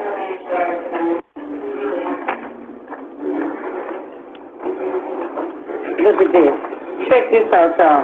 Look at our biscuit. Look at our biscuit. We got, Trump gave us some goddamn fucking, what's that supposed to be? Barbecue, pork, ribs, and these is the biscuits. Hey, y'all, take the biscuits out. Look at the biscuits. See the biscuits? I'm saying, you ain't doing me no goddamn favor. You could have kept all this shit in this box. I ain't lying. And our food gonna come from UPS. We gonna get our shit delivered in the mail. Look at that biscuit. Hey, can somebody call Trump and tell him that? Ask him why the fuck our biscuits so goddamn hard. Look at this shit. Ain't nobody we gonna be like Ethiopian now. People gonna be Ethiopian. Man, did you hear her? She said, man, people gonna be Ethiopian now, man. Man, you could have kept this, man. I don't want it, baby. I don't want it, no. I don't want none of this. Hey, so you all can celebrate all you want to. I told you back in 2010 and 2011 that this day was coming. Didn't I? Didn't I? Didn't I? And if you don't believe me, look back in that archive, blogtalkradio.com/ghost. I told all of you that you will rue the day. You will rue the day that you rubbed it in capitalist faces, that you fat, poor, waste of life American people were rubbing it in our faces that you didn't pay anything at the grocery store for your food, that you were getting free EBT. I just want my EBT. Hey, those days are long gone now, boy. The capitalists have taken control of state power, and you're just going to have to eat it! Eat it! Eat it! You're going to eat it and like it! And if you don't, then get your fat ass up and get a job and feed your goddamn self! Sorry, tension breaker. Had to be effing said, all right? All right, sorry. Let's continue on. I'm going to take a couple more Gab shout-outs, and then we're moving on with the broadcast, all right? Who else do we have here? We've got Drop the Soap at Auschwitz. Ah, Jesus Christ. We've got Hawking Ga, whatever the hell that means. We've got Happy Birthday Odd Eyes Magician. We've got Hawking Unplugged. Oh, Jesus Christ, man. Good God. Stephen Hawking first, Ghost next. Yes, why do y'all want me dead? These are supposed to be my fans, and they want me dead. I don't understand that. Good God. Maverick diving in the house. BN King in the place. Have a wet backyard, whatever the hell that means. Templeton flies United. No, don't even kid around about that. I heard that about United Airlines, that some stupid stewardess was telling this poor woman, no, you're going to have to put your little dog in where we put the baggage, up on top of the little compartment. You're going to have to put him in there. And if not, you're going to have to get off the plane. So this poor woman obliged. The dog suffocated. And, oh, we're sorry. United Airlines, we're sorry. We're very, very sorry. Jesus Christ. Human race now dumber without Hawking? How do you figure that, you stupid moron? How the hell do you figure that? Hawking didn't say anything but, there is no God. No, there isn't. There is no God. We came from a big gang bang. We came from a big Starman gang bang. We came from a bang bang. Came from a gang bang between Solar Man and the Earth. All right,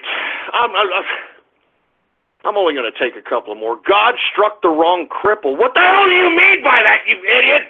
First of all, I'm not crippled, but are you insinuating something more? Jesus Christ, man.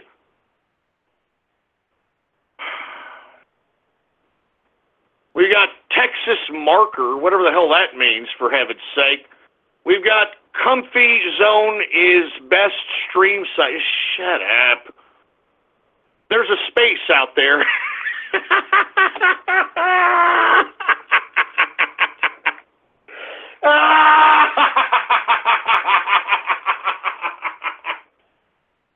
I gotta hear it again. I'm sorry. I gotta hear it again. Y'all brought it up in Gab shoutouts. Hey, engineer, put on the real voice. The actual 100% real voice. This is not a troll. This is not fake. The real voice.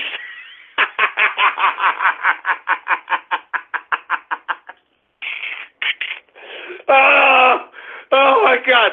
The real voice of... There's a space outside there.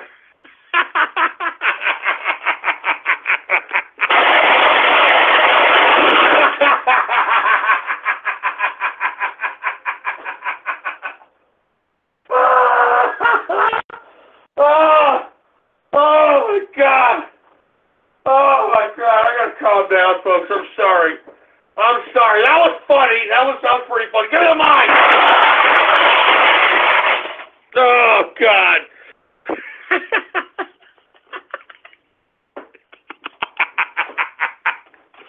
All right, put on Stephen Hawking's real voice one more time, and then you're going to hear his translator. All right, put it on. I can't do it. Put it on, for Christ's sake.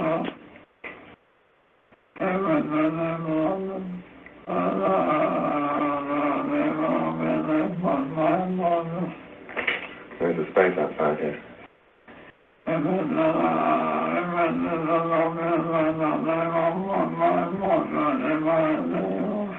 think it's fairly obvious that they'll put Stephen's portrait if he leaves.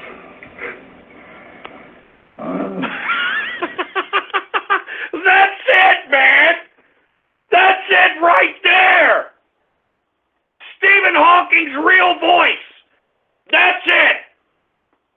That's it right there, for Christ's sake, you son of a bitch! And right as I go back to the Gab shoutouts, what do I have? I've got a trans Stephen Hawking. They put a pair of balls on Stephen Hawking's chin. How original! How original! We've got ghost tracking number, whatever the hell that means. Walkouts for ghosts. Yeah, why don't you go walk out for ghost? Why don't you go do that? Why don't you walk out your damn schools and say, we're doing this for ghosts. Because we don't need no education. You gotta have like a guitarist on the side there. We don't need no thought control. You know, that's what you need to do, all right? Well, I'm just going to take a couple more of these damn Gab shout-outs, and I'm moving on. Black hole to hell. I guess you're referring to Stephen Hawking there. Waltman 13. We've got Ghost Hawking is... shut up, you idiot. We got Peppa Pig. You actually watched that, you man-child? Hawking got his plug pulled. We've got Hawking EXE has stopped working. 76 years too late. Remember the autistic Mo? Oh, you son of a... Damn it!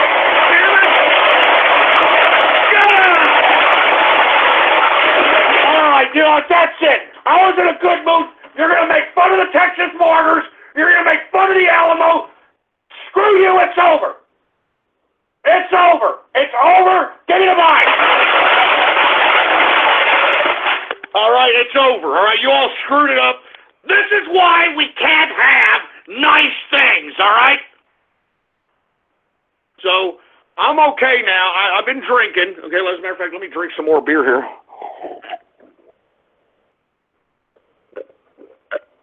I think it's about time for more beer! Freaking cans, for Christ's sake. More beer! Goddamn right, boy.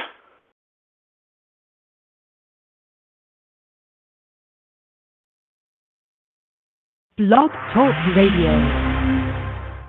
Welcome to Blog Talk Radio. Please hold and you will be able to listen to the show. Here, look, I'm a fart like him. I'm fart like a goddamn man.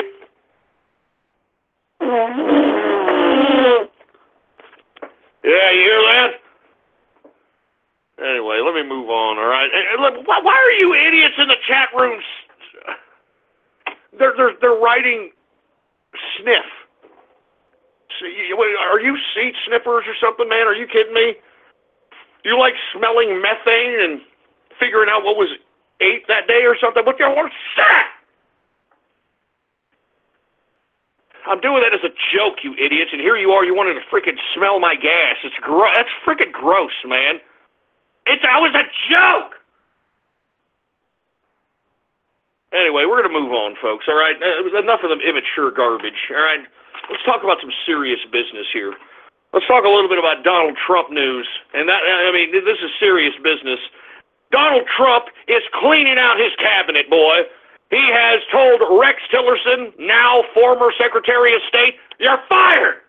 You're fired! And we all know that there was some angst between Tillerson and Trump. Tillerson, from what I've heard in the Beltway, this man thought he was the sole decision maker when it came to foreign policy once he was nominated as the Secretary of State. And that's not what you do in a Trump administration. And they've been butting heads as of late, so on and so forth. So it was no surprise that Tillerson at some point was going to get the axe. Now, who is Rex Tillerson being replaced by? The CIA chief, Mike Pompeo. And I think this is a great transition because now Mike Pompeo, he's been in the CIA head position for an entire year. He knows where all the spies are at. He knows all the CIA secrets.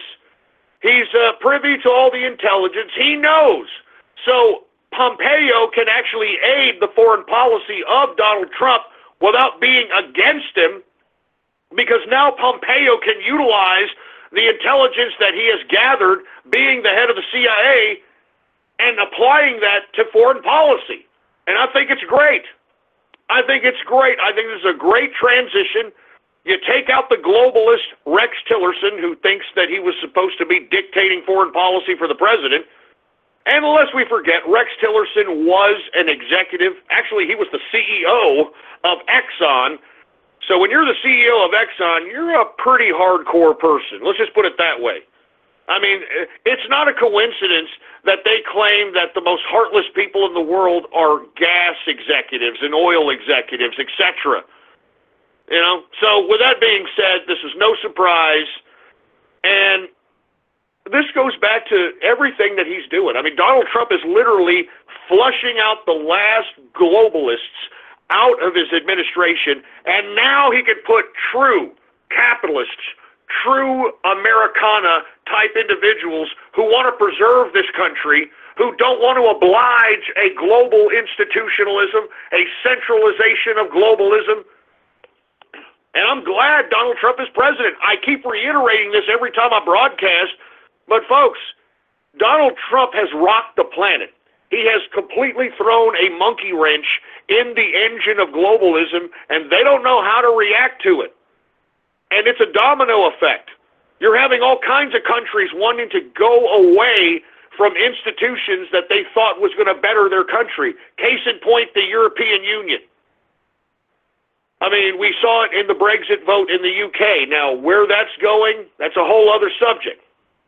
You saw it in the attempt of the Catalonia situation. You're seeing it with the elections in Italy.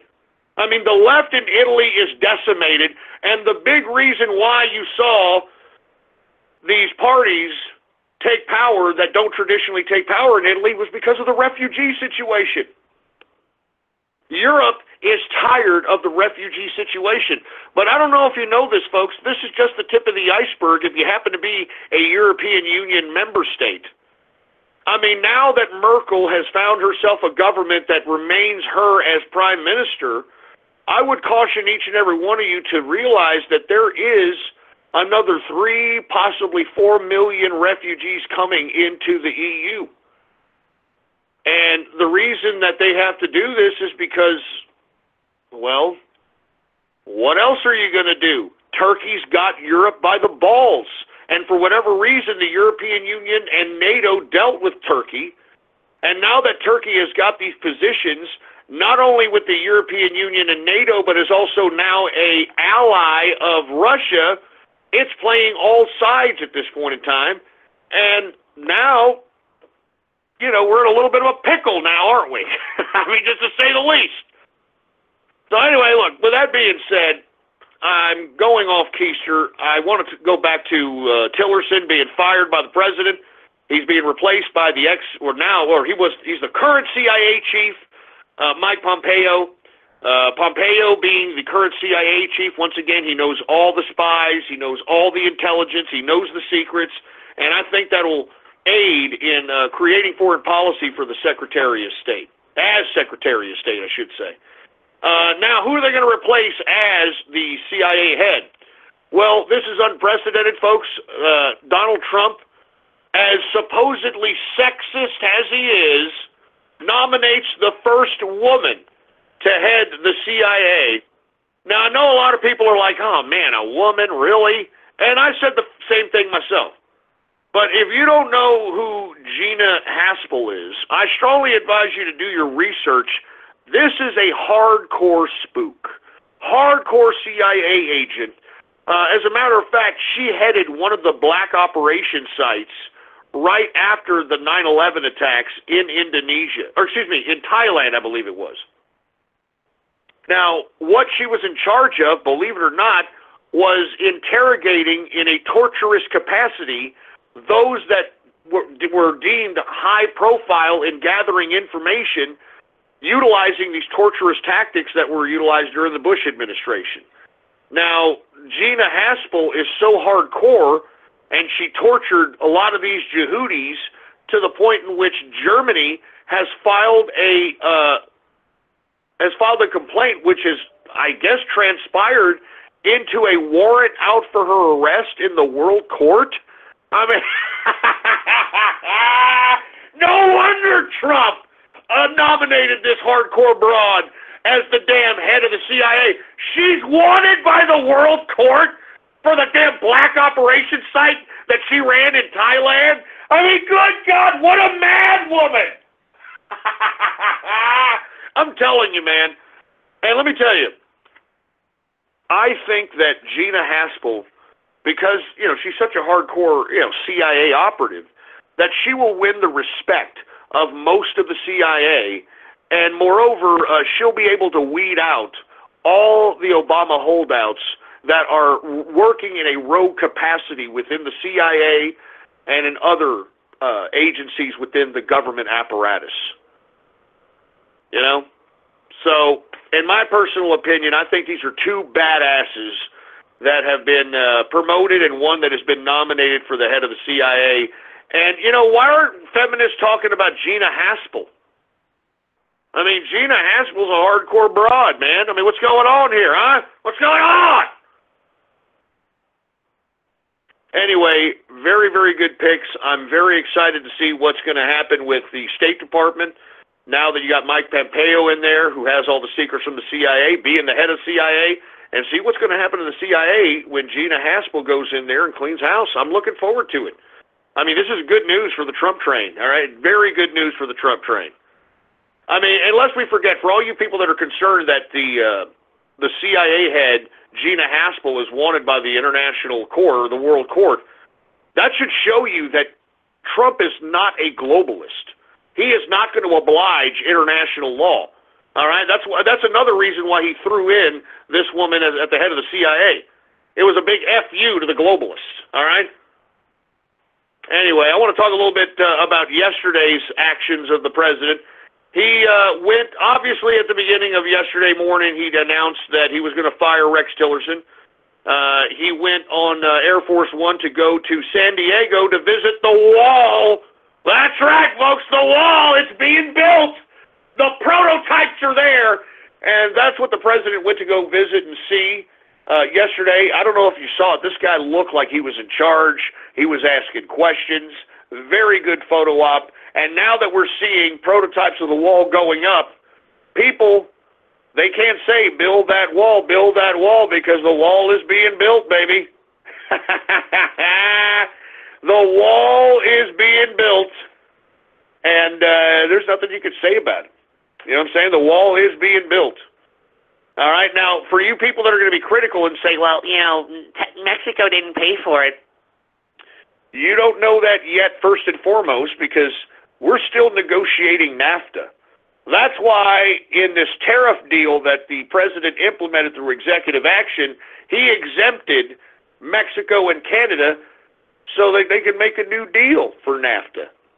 And I'm telling you right now, they are going to pay for that wall. They are going to pay for it. Now, if they don't pay for it in the NAFTA deal, they're going to pay for it by any one of their citizens that want to cross our border and cross our wall and come into the United States, then they're going to have to pay a fee.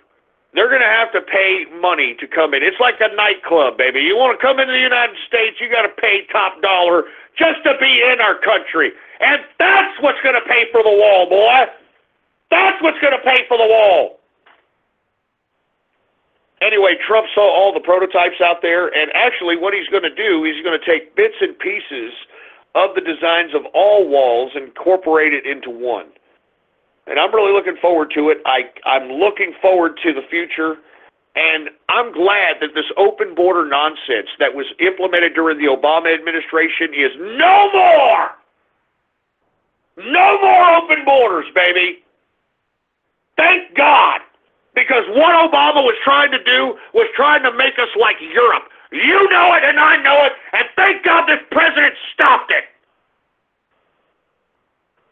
Anyway, after he visited the wall, he went to go deliver a speech at the Marine Corps Air Station in Miramar, and the Marines were just excited to see him. I mean, it was a great electrified crowd. But in the speech, which was something that was very interesting, he talks about a potential space force.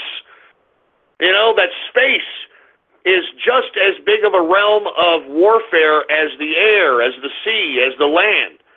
And, he's talking about potentially creating a space force that'll inevitably take down any one of these ballistic missiles that end up going into the outside the ionosphere and be able to kind of traject downward in a trajectory fashion to hit anywhere in the world.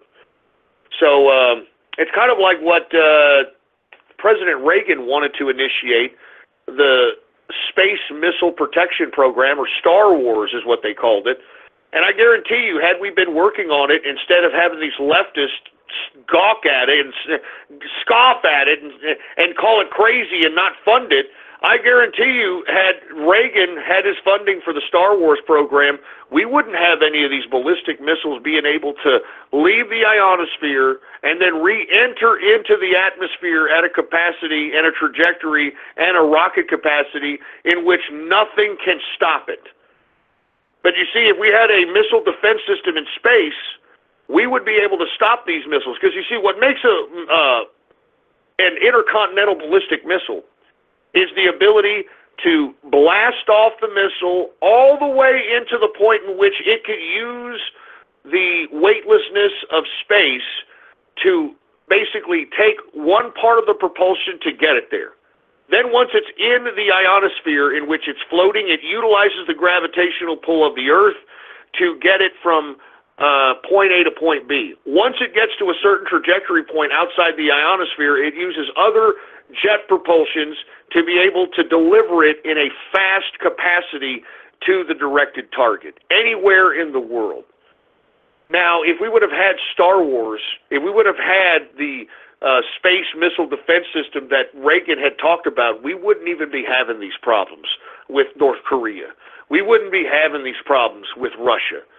I mean, they'd send a ballistic missile up into the sky. We could blow it up as it's floating while it's trying to get to its trajectory point. But we didn't do it. And why didn't we do the missile protection system in space? Because the liberals were like, oh my God, we can't do it. You're going to provoke a nuclear race, and it's just going to get worse, and it's going to be anarchy, and we can't do it. Well, this, it would have been useful at this point, all right, there, libtards, it would have been useful. Anyway, let's get to the next subject, folks. The National School Walkout was today. That's right, folks. Kids that were in middle school and high school walked out of class for 17 minutes. I thought that they were going to walk out all day. I thought they were going to walk out like walkouts used to be, go out to a football field and just lay down and just sit down there and say, we're not going anywhere until our grievances are acknowledged, etc. But no. All they did was go out, walk around for 17 minutes, and come back to school. Now, you know what that says to me, folks? That is not a student-induced walkout. That is a public education, leftist, political action group, etc. induced walkout. That's what that is. That's what that is. All right? Because if these students were really concerned about, oh, well, I'm concerned about gun control and they would be focusing in on not gun control in schools or utilizing schools as a means of gun control. They would be like, wait a minute, where else are people dying? And if they take a look at Chicago, where they have the most strictest gun regulation in the country, take a look at how many people are being murdered on a goddamn yearly basis in the past 3 to 4 years when it comes to gun violence. This is the most strictest gun laws in the nation, and yet you have the highest gun murder rates in the nation, in the city that has the highest regulation of gun control. And if you tell these dumb brats this, they won't believe you. And that's why this whole gun control nonsense is a bunch of crap. When you outlaw the guns, the only people that are going to have the guns are the outlaws. And that's what these stupid little dumbasses don't understand. You understand? They don't understand that if you outlaw the guns, the only people that are going to have them are the outlaws. And when the outlaw has you under gunpoint, and when the outlaw is breaking into your home and has got a gun to your head, how fast is the police going to come and try to nab that particular gunman? How fast is any authority going to come and save your life? Folks, you know as well as I, most of the time the police are always there when somebody's on the floor dead or bleeding, or the act of crime has already been perpetrated. And they're standing around. Haven't you noticed that? That's the traditional way that cops just kind of cordon off a scene. They just kind of stand around, they're talking and this and that, and we got to call in the detective guys, and we got to call in the forensic guys, and we got to call in this. And these guys are just standing around. They're always there after somebody's dead, somebody's bled, somebody's raped, they're never there when the actual act of crime is happening. And when it does, haven't you noticed that it seems as if once they get into a confrontation with a criminal, that a lot of the times the cop is not prepared to be able to deal with the perpetrator. And I think that's why we're seeing a lot of cop killing as of late. We're seeing a lot of cop killing because most of these police officers are not trained to deal with actual crime. They're there to deal with shit after the fact. Excuse my French. All right? They're there to deal with things like, let me take the report. Let me take a report. Let me write the paperwork. Let me eat a donut. None of these cops, at least most of them, are there to stop crime, in my opinion. Anyway, we're now in the third and final hour of the True Capitalist Radio broadcast. And, of course, I am your host, the man they call Ghost. And once again, folks, I want to thank you very much for tuning in with me. Before we get started on anything else, I'd like to remind everybody to please spread this show link around like wildfire and let everybody know that True Capitalist Radio is in effect and in the house, and we are live every Monday, Wednesday, and Friday, 6:30 p.m. Central Standard Time, right here on the official website of the True Capitalist Radio broadcast, and it is blogtalkradio.com/ghost. That's blogtalkradio.com/ghost. And, of course, if you have not done so, please follow me on Gab, folks. On Gab, it is the last bastion of freedom of speech in social media today. You can follow me on there under the name Politics Ghost. All one word, no underscores.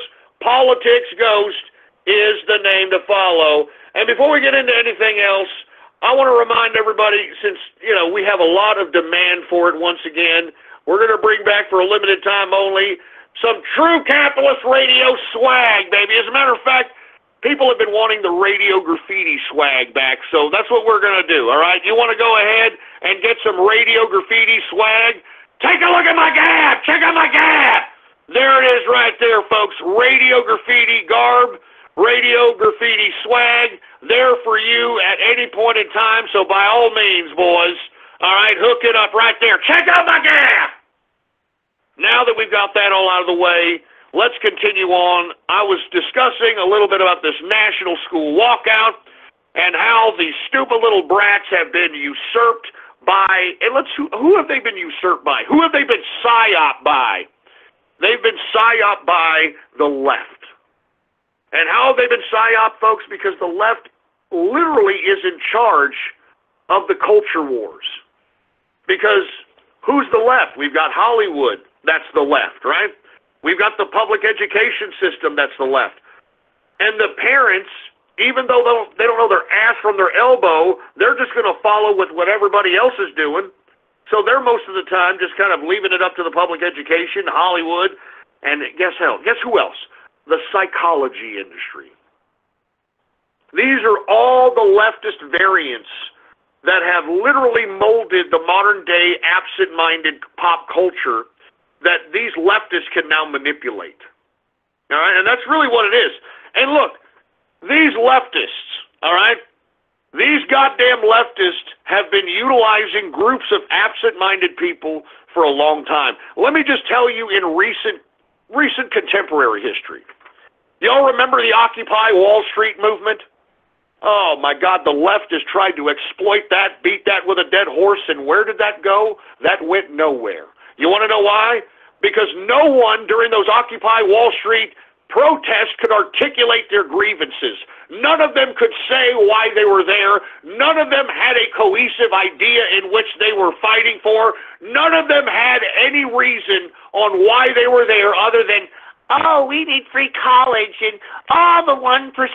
And all these stupid, idiotic talking points that didn't sway Mr. and Mrs. Joe Sixpack one bit. As a matter of fact, I think the left realized that it agitated Mr. and Mrs. Joe Sixpack because they realized that there was nothing but mostly a bunch of millennials that have had everything handed to them on a silver platter, and they're still bitching because they're so incompetent, so ignorant, so naive that they can't go out in the real world and carve out their own destiny. So they're at mommy's house, they're watching cartoons at 30 years old, they're playing video games, and this is what's anesthetizing these generations. Occupy Wall Street. That's what they started with here recently. And then where did they move to after Occupy Wall Street? The Million Woman March. I am woman, hear me roar. And take a look at where that's going. They don't even know whether they're coming or going, literally and figuratively. All right? They don't know whether or not they're bull-nosed, greasy bull dykes that hate men and that want to be lesbos and that want everything woman this, woman that, or they don't know whether or not they want to be sluts. I mean, Google up slut walk, folks. I kid you not, there are slut walks still being organized to this day in which women are going out in groups, scantily clad, demanding their right to be called a slut, and they're protesting against, quote, slut-shaming.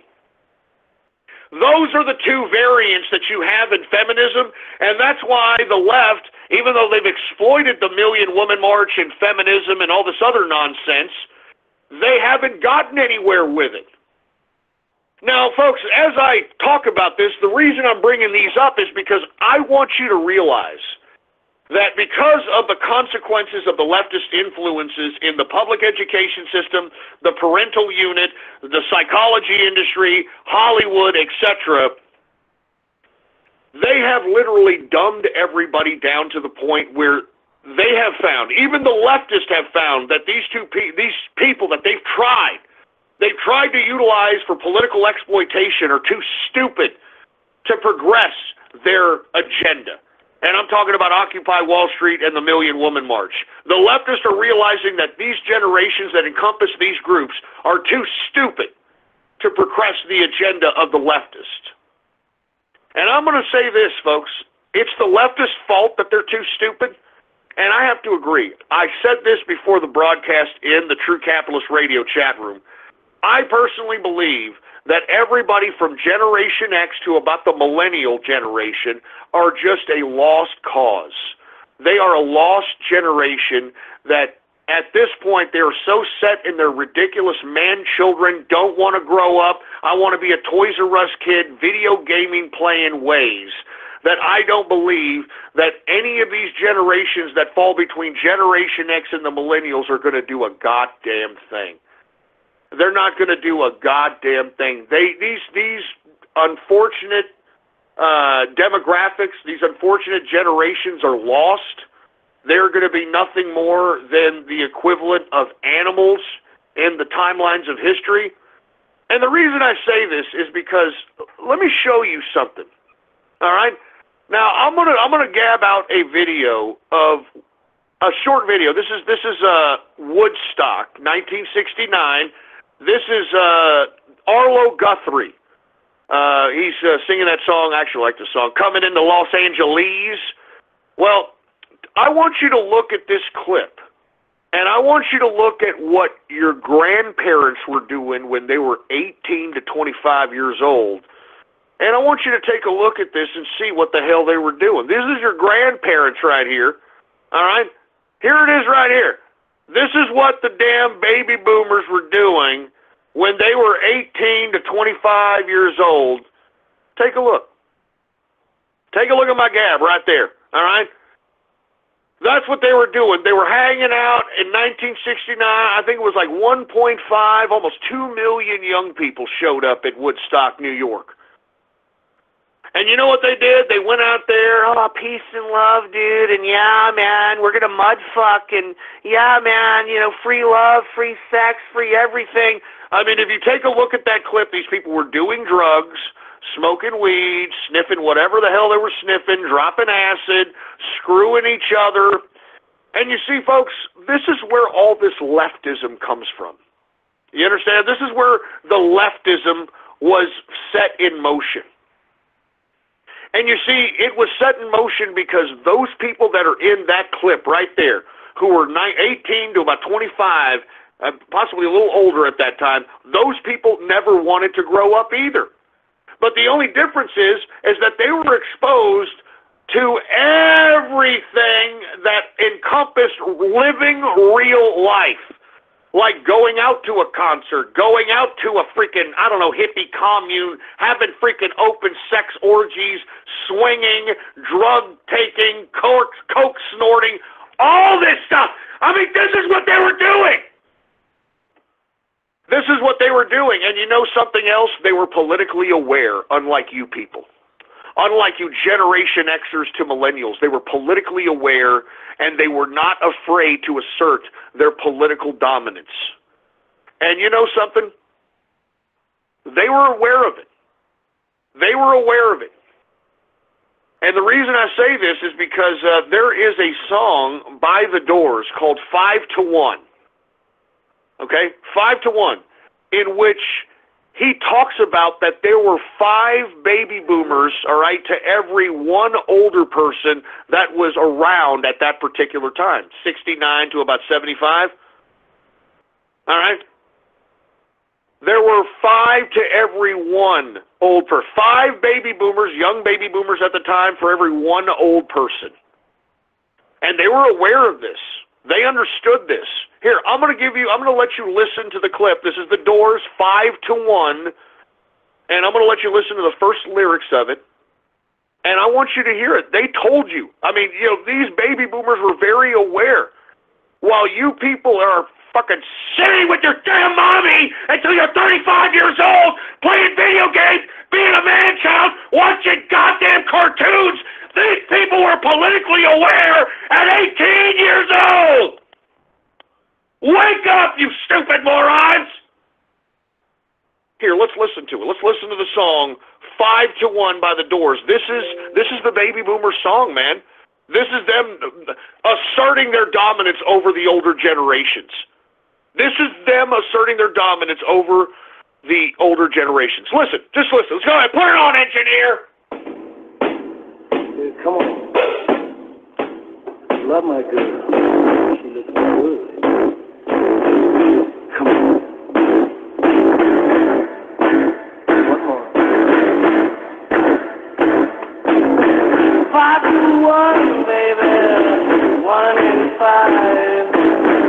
No one here gets out alive now. You get yours, baby. I'll get mine. Gonna make it, baby, if we try. All right, now let me read you the lyrics that you may or may not have heard it. He goes, 5 to 1, baby, 1 in 5. No one here gets out alive. Now you get yours, baby. I'll get mine. Gonna make it, baby, if we try. All right? Now he's talking to the baby boomers.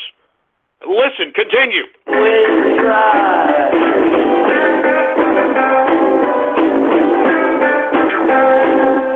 The old get old and the young get stronger. May take a week down it, may take longer. They got the guns, but we got the numbers. Gonna win, yeah, we're taking over. Come on! All right, now let me read to you what he says there. He goes, the old get old and the young get stronger. May take a week and it may take longer. They've got the guns, but we've got the numbers. Gonna win, yeah, we're taking over. Come on. I mean, he's telling you, I mean, the baby boomers were aware. These were young people. party while you man-children aren't doing shit. You're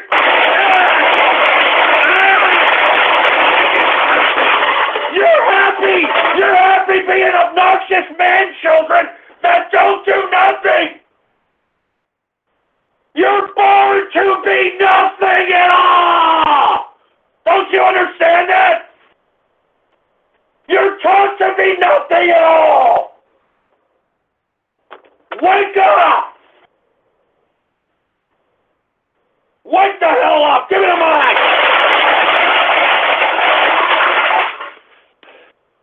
Wake up, you morons!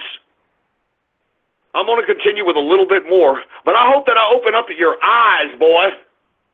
I hope I open up your eyes, because let me tell you, there's a reason why you're still living with your goddamn parents or parents at 30 years old. There's a reason why you're not prepared to live life. There's a reason why there's no opportunity, because these people created it. They took control. They told you. They said it. The baby boomers were politically aware at 18 years old, and they asserted their authority. Wake up! Wake the fuck up! Wake up! Put down the fucking video game, you stupid moron! Turn off the goddamn cartoon! Stop being a fucking man-child! Alright? Good God, you're begging for your own enslavement! You're begging! You're wanting! You're willing! Going to your own serfdom! You're willingly going into your own serfdom! God damn it! Wake up! Give me the mask!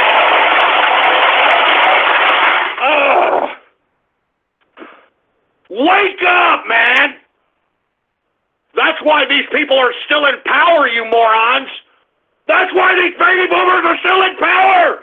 Because no one has challenged them! Because no one has the articulation or the knowledge to do so! Generation X and the millennials are lost! They're gone! That generation is over! They're not going to take control of the government. If they would have done so by now. You would have seen the influence of Generation X in this government. You would have seen the influence of these goddamn generations. You don't! You don't! You see nothing but a bunch of old bags out here that are leading the country in Washington, D.C. You see nothing but a bunch of old incompetent bags that are out here in the leadership. You people are too complacent. You're too happy being man-children. You're too happy being obnoxious, cartoon-watching pieces of crap. That's why you're a lost generation. You're a lost cause. You're lost. That's why the liberals are going after the children. That's why they're going after the children. That's why they scheduled this goddamn national school walkout. Because now they're going after right to the root. They're going right to the children. They know Generation X and the millennials are gone. They're useless. They're nothing. They're nothing. They know it. They know it. That's why they're going to your children. That's why they're going to middle schools and high schools. That's why they're doing it.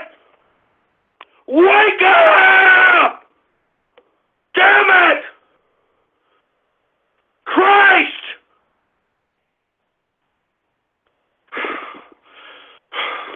Listen to the rest of this goddamn song. This is the baby boomers, and they wrote this crap in the early 70s because they knew. They knew they were politically awake. They knew they had the knowledge. They knew they had the will. You don't have the will to do shit. You barely have the will to go out and get yourself a goddamn set of clothes. You barely have the will to get up every day and play a fucking video game. Wake up! Wake up! Christ! goddamn song, engineer! Gonna win, yeah, we're taking over. Come on!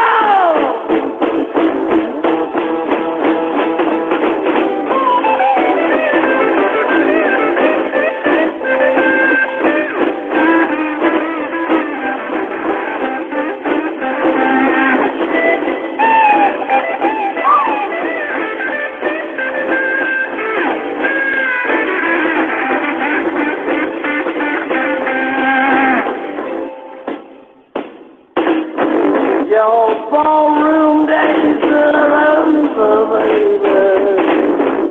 Night is drawing near. Shadows of the evening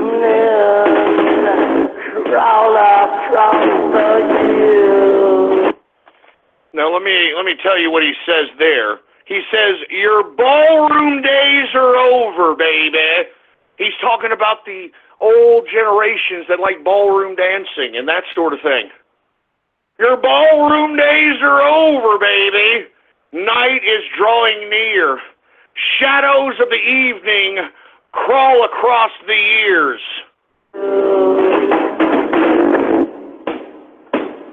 Yeah, walk across the floor with your flower in your hand.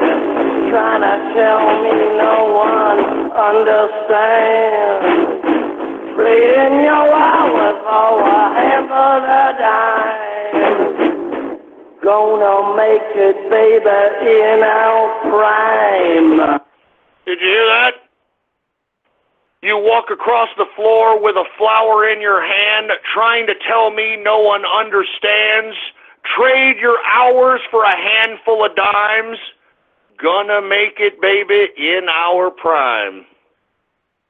Prime.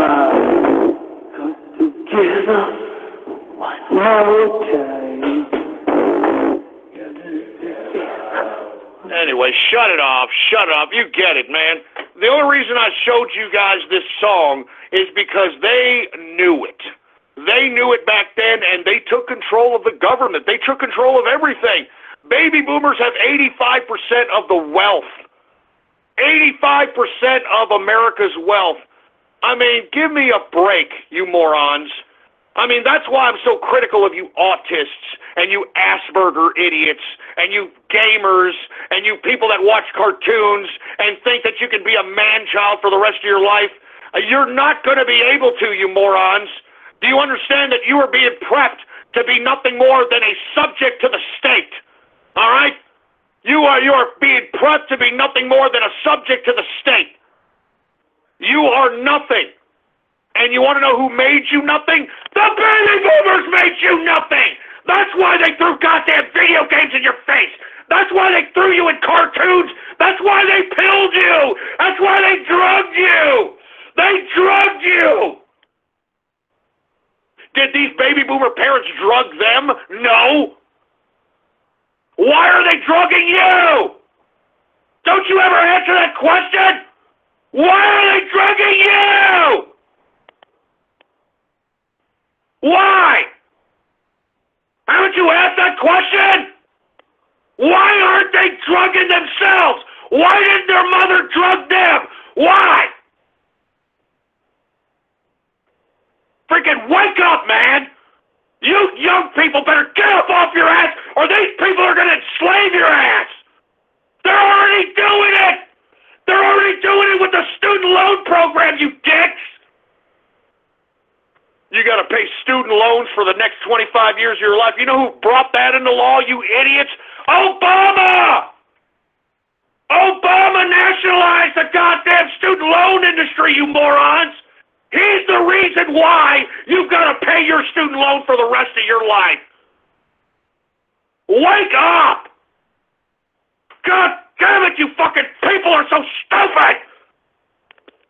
I mean, it sucks! It sucks! I mean, sometimes I see so much of this goddamn man-child shit. I see so much of it, it almost seems overwhelming, man. It's like, Ghost, what are you doing? These people are lost. It's over. The freaking Generation X to the millennials are gone. It's done. It's over. They're mindless. They don't care about their political goddamn responsibilities.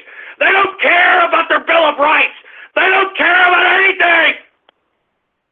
Oh, but can I play a video game? Can I look at My Little Pony? Can I see the anime? Can I do it? I don't want to grow up. I want to be a Toys R Us kid. Yay! Spaghetti! Yay! When we have a whole goddamn country of these fucking people, what do you think the country's gonna look like when we have a whole country of these idiots? What is this country gonna look like? Who's gonna rule it? And what's gonna happen? God damn it, this fucking... Damn it, none of you young people are listening! I mean, do you hear my voice? I'm not fucking around! I'm not fucking around!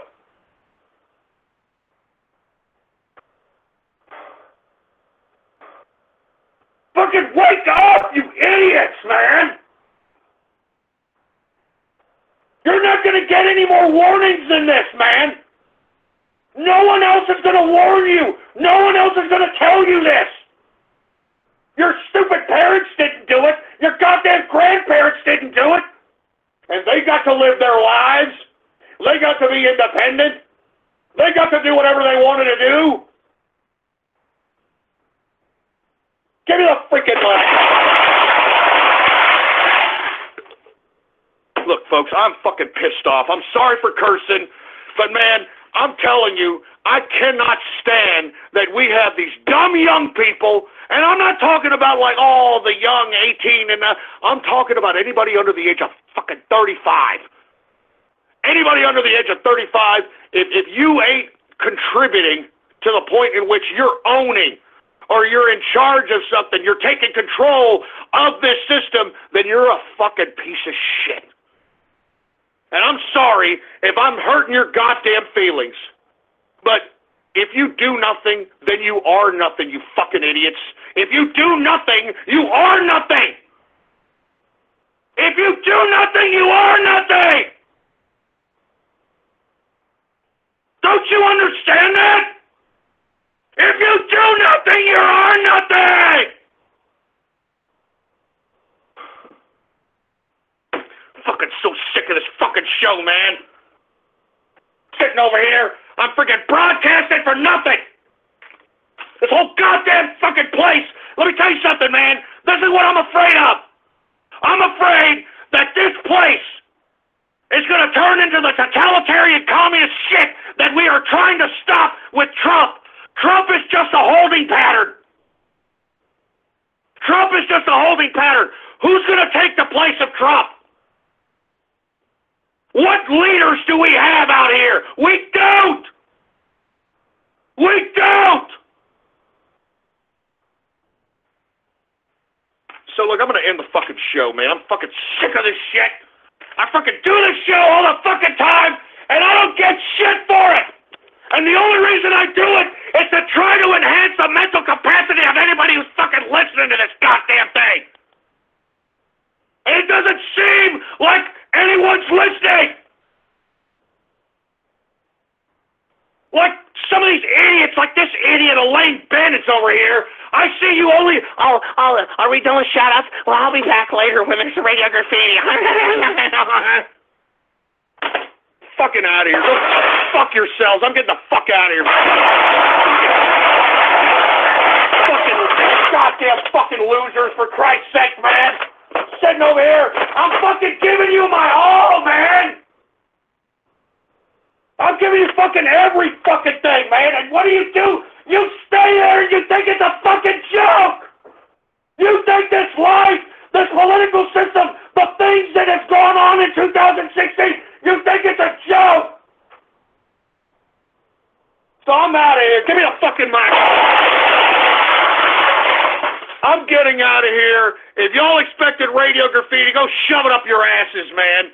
All right? Why don't you go fucking walk with these stupid brats that the liberals have now taken control of, that are walking out begging for their Second Amendment being taken away from them? Why don't you go hang out with those stupid losers, all right? Dumb kids that don't know why they're fucking marching out. Go march with them. God damn it, man. Get me the fuck out of here.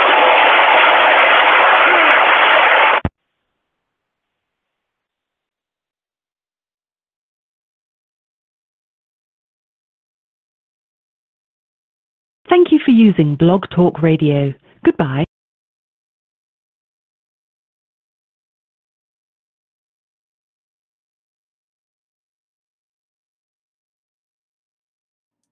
Well, that wasn't an unexpected end of that. Nobody saw that coming. Nobody did.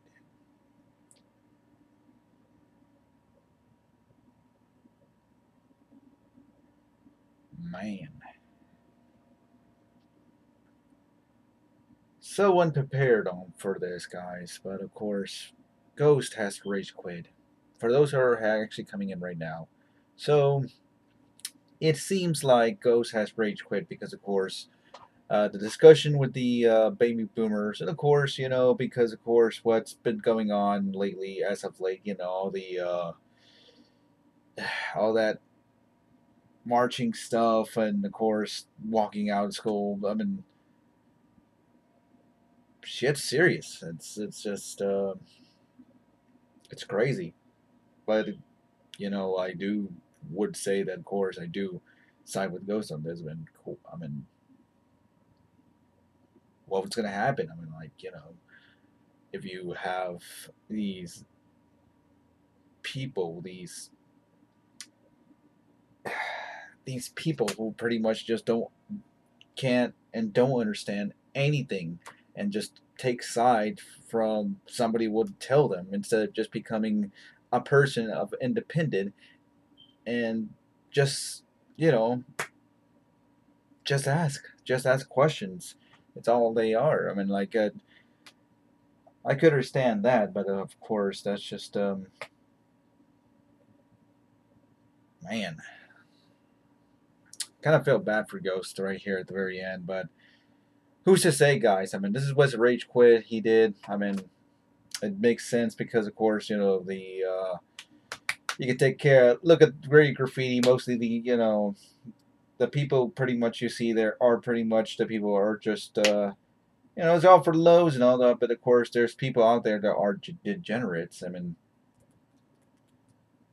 they just don't know what they're doing, or they're spending their lives just pretty much making some people miserable. Or is it that, of course, the parasites of them just showing that, of course, they're really showing distortion and chaos in society.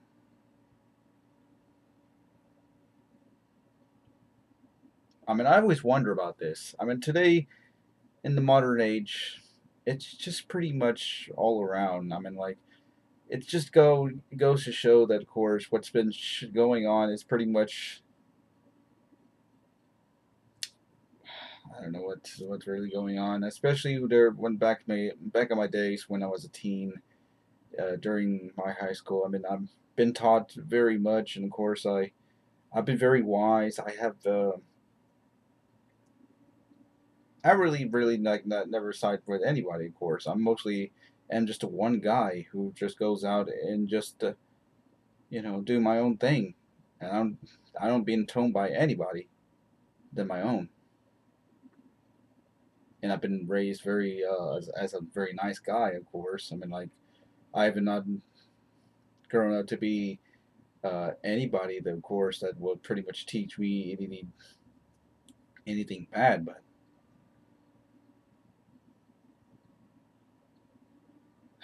man, I don't know. Ghost has really has really just pinpoint much. So of course, if you want to look back and recap that, if you came in or just really want to rewatch this, the angry rage quit rant that he did, I mean, it shows. I mean, it tells the truth. Man, I don't know what to do. To say to at least. Anyways, I really want to thank everybody for coming out tonight, and thank you all for listening in. Yes, this is a rage quit, not part of the show, guys. Of course, Ghost has rage quit from the last segment. Well, partially said last segment. Of course, he wasn't through for the next 30 minutes, but of course, he just had it. A major meltdown. I mean, wow. It's not even like a Radio Graffiti. At least he conducted some shoutouts, and of course, thank you, Ghost, for the show, as you truly do always bring us the best for the first hour for the cryptos, and of course, to suggest to take his advice, take or leave, and of course, thank you for the overall show for the second. But yeah, pretty much right now at this point, he just pretty lost it, and of course, makes me think too as well. I mean, like, are these kids, are these generations are pretty much just losing themselves? They don't even know what they're even doing. Who's even telling them? And why? Why can't we just, why? I mean, like, parents, some parents are actually pretty good, or to take care of the children, but there's some others that just don't take and don't even care, and those are the parents that really questions more, because of course, the parents not taking care of their child. I mean, the consequences of that at the very end is pretty much what you see, and yet again, we're just really at that path. But I do hope the truth will be changed to them, because of course right now I'm also mind-boggling myself, scratching my head, and I'm pretty much just thinking a lot. I mean, man.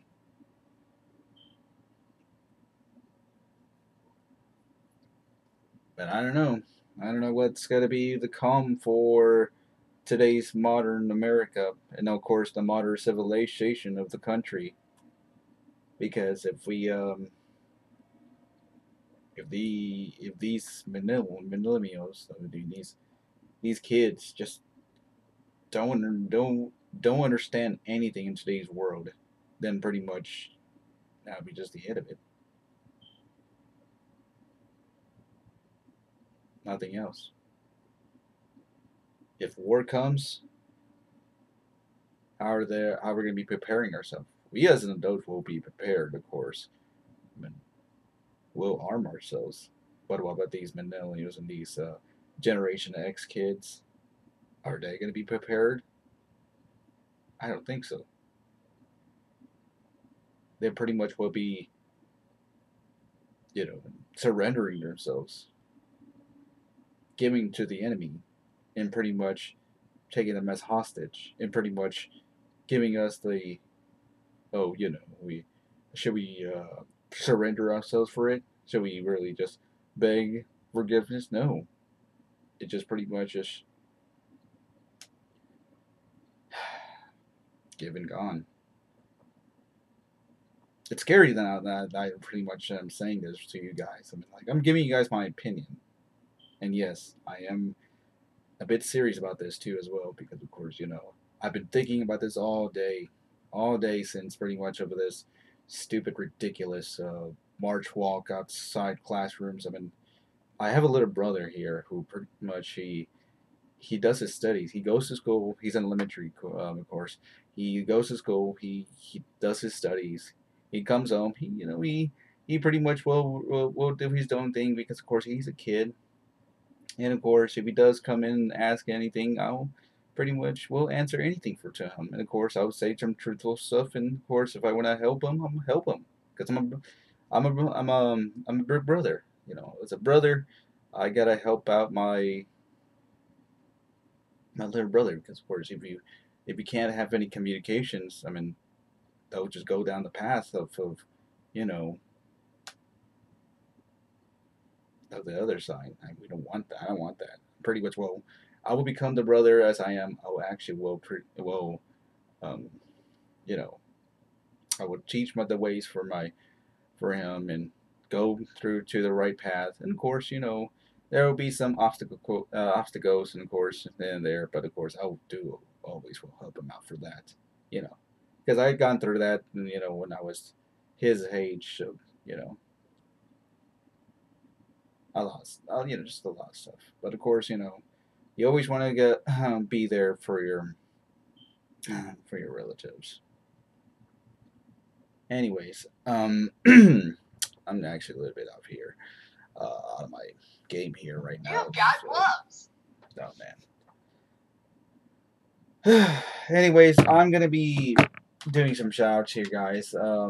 Once again, you just overheard and saw the rage quit of Ghost. Or if you're just coming in right now, yes, he did rage quit, and of course the subject you missed, well, it has to be some, you know, just what's been going on for this age. I mean, really, I mean, if you want to look back and curious about it, just look back.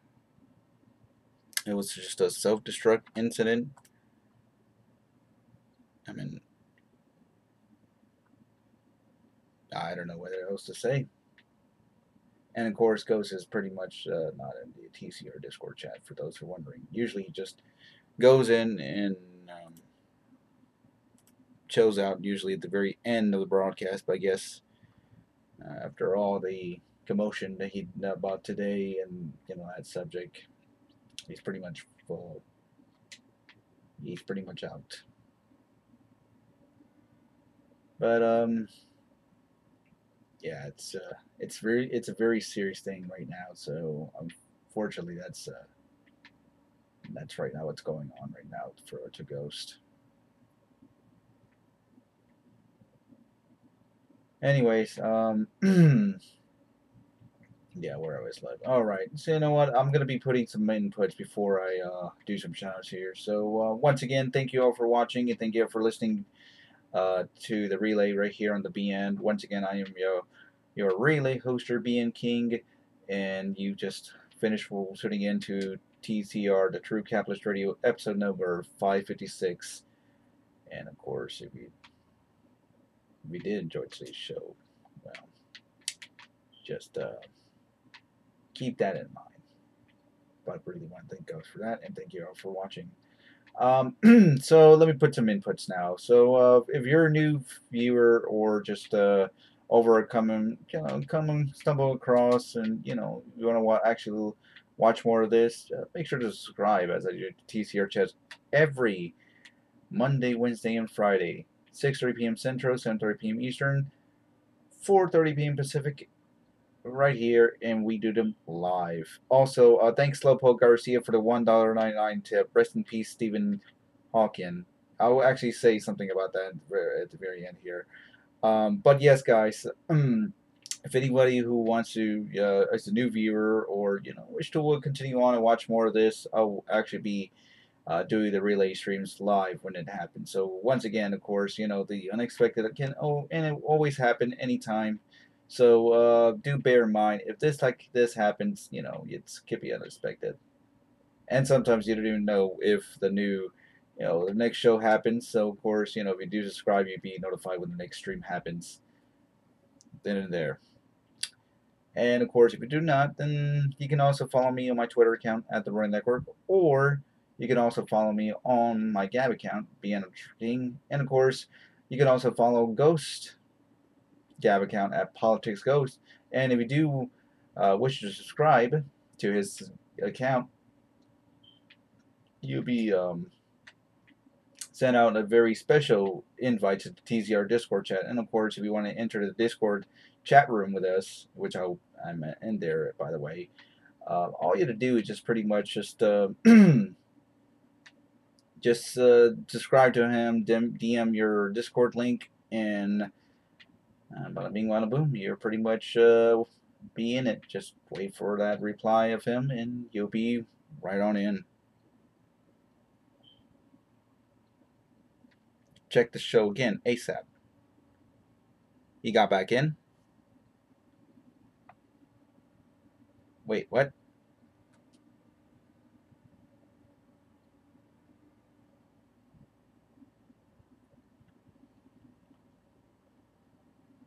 Sure. I don't think so.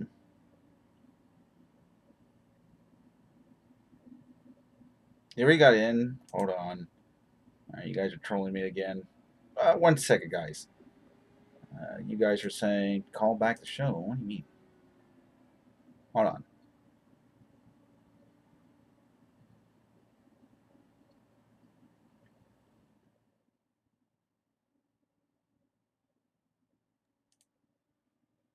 Blog Talk Radio. Your show has not yet started. And you guys pretty much just trolled me there. Just my bad. Jumped the gun. Man, don't do that. To be honest, really. When the show ends, the show officially ends for today. Usually, that's pretty much what he does when he does a rage quit and doesn't come back, because any part he doesn't come back unless for any special purposes. But yeah, he's not. All right. I already did some inputs here, so once again, let me just quickly do some shoutouts here. So once again, I'm going to do some shoutouts on this Rage Quit Wednesday right here on the BN. So if you want to shout out, all you do be present on any of the chat rooms, SciTube or the Blue Tubes. So whichever you chat room you're going to be in, just be present in there. I'm going to be doing some YouTube shoutouts here shortly, but first let me take some special shoutouts, and these special shoutouts goes out to the people who who's pretty much followed or subscribed to this YouTube account or the BN channel YouTube, and you'll be special shout out. Just you get shouted out. So it looks like we got nobody who subscribed, but of course, once again, thank you for Slowpoke Garcia for the $1.99 tip, and yes, I do special shout outs to the anyone who tips as well. So thank you, Slowpoke Garcia. All right. Let's do some shout-outs for the YouTubes, shall we? So YouTube shout-outs, be prepared. Afterwards, I'll be going to SciTube, and then afterwards, I'll give you my final thoughts, and of course, about that Stephen Hawking and what I'd say about that.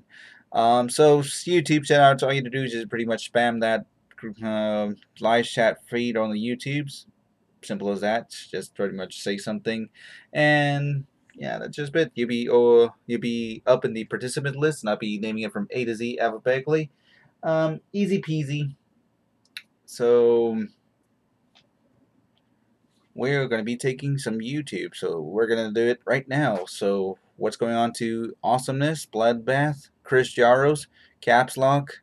It's going on to Chris Soundstar, Exos, Fufu, I'll just say Exos. It's going on to I Pray for Nuclear War Every Day, Liz Porter, Loco, Monterey of Hope 23. It's going on to Rachel Alucard, Rick Hoover, Scarlet Moon, Sigma 018, Slowpoke Garcia, there you are again, TCU Gaming 1, and the Zura Master. Of course, that's everybody in this right now. Hey, what's going on to Aaron von Gisbergen? There you are. You just came in right now. Bert Stein. Yes, there you are again. Well, I'm going to actually be in the chat room or still in the YouTube. So if you want a YouTube channel, just say something. Omega Radioist. It's going on to Omega. And I'm also going to scroll up, see who I missed. Commodore Crusher 9000 TM Pictures. Hey, what's going on, Commodore? See who else here. Liz Porter's in the place. Once again, YouTube shoutouts are being shouted out right now, currently. So, of course, if you want a YouTube shoutout, all you do is just say something in the live feed chat. It's going on to Hurricane John 8311. Hands up, don't shoot. What's going on to you? Let's see who else we have here. Diamondu was here. Man, looking up. Kruska was here. Aaron Tumon.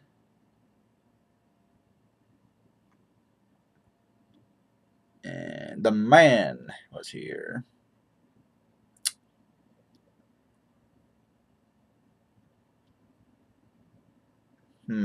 Alex Hernandez was here. Roberts. Snappy Meme.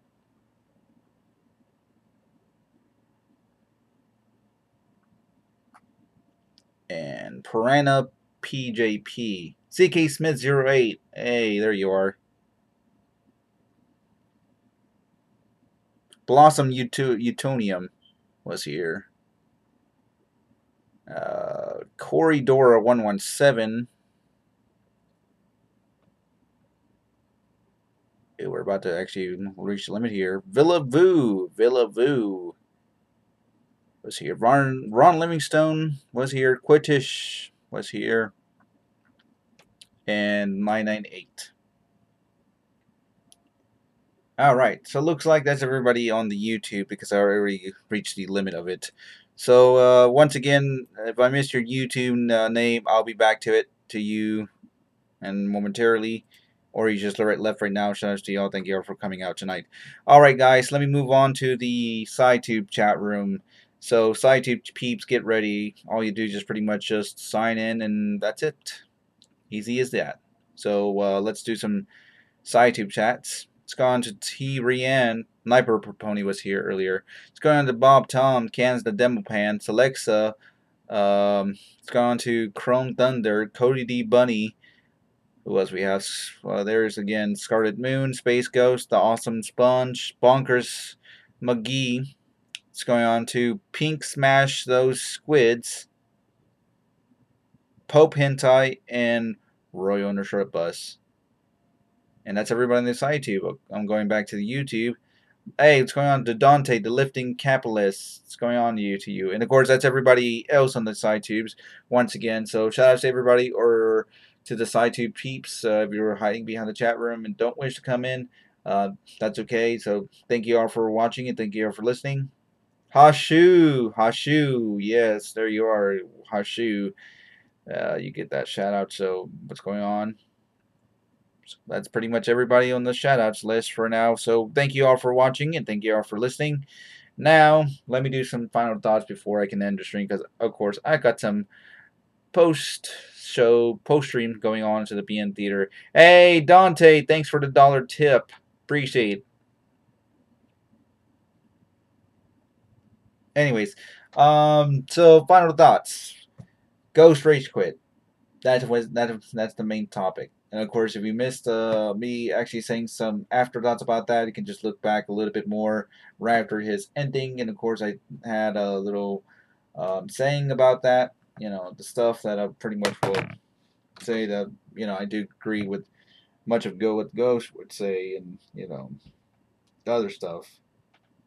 So you can look back that right up during this broadcast, or just during the stream. You can just look this back, and of course everything would be saved. So no problems here. So another one is R.I.P. Stephen Hawking. Yes, Stephen Hawking just passed. And what I think about it, well, honestly, I kind of don't care at this point, to be honest. I mean, like, alright, so what? Rest in peace for Stephen Hawking. You were a man in a wheelchair that actually has a robot voice with the computer that does that to you for you to speak. And of course, some theories you've quote unquote made yourself, and of course, it just you know, overall, just pretty much this guy is everywhere in the media, and you know, you can see him throughout pretty much anything in anywhere. But yeah, I wouldn't. You know, I'm already grown up, and you know, I've pretty much at this point have seen and read some of Stephen Hawking's, or what have you. what he's done and all that, but you know, I couldn't care less.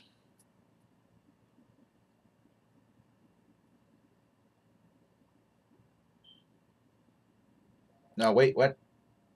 You say something about what's going on to Gab? He shouted out. Hold on. Oh, never mind. Oh, he didn't shut. I won't say not what he says. I won't say what he says.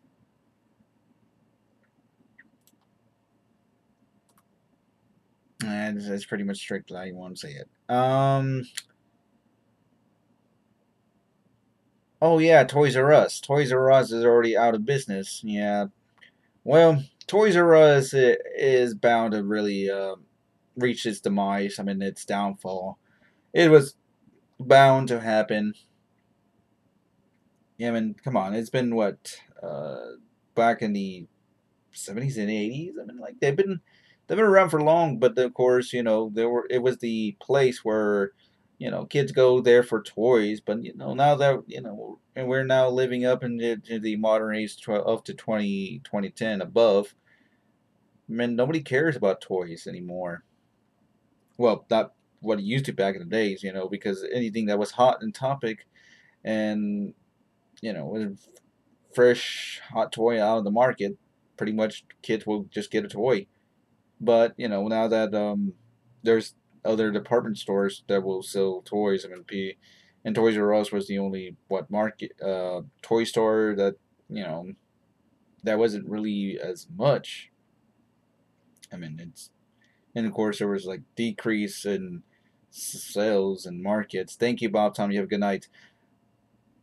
I mean, it just reached its limit, and yeah, it's kind of sad to see Toys R Us go away. But I've really never shopped at Toys R Us. Like I never did. I never did. I did went into the stores, but I never went to like buy anything. Especially you know what's been going. But I think back in the days it was really hot and like I say popular just for the kids. But like I say, kids these days, toys is just a thing in the past. To be honest, I mean like what is a toy anyway now these days? I mean, for us, toys were pretty much would be tablets, anything consoles, TVs. I mean, robots. I mean, there's like a lot of things that, of course, at these age. I mean, kids usually just use tablets and, of course, phones, mobile phones, because yeah, that's a thing. And of course, you know, there's a lot of apps, lots of games in there, stuff that anybody can just entertain themselves. And not to mention, people can just order stuff online. I mean, that's also another thing. I mean, people go online and buy their, you know, products online most of the time, but also, you know, on other business, not just Toys R Us.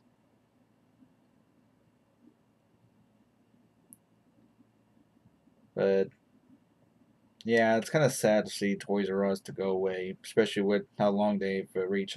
Might as well just pass and move and just go see this Toys R Us because I do have like two around.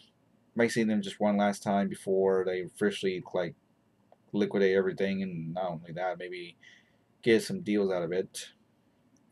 But yeah, it's an end of the era for Toys R Us. R.I.P. Toys R Us.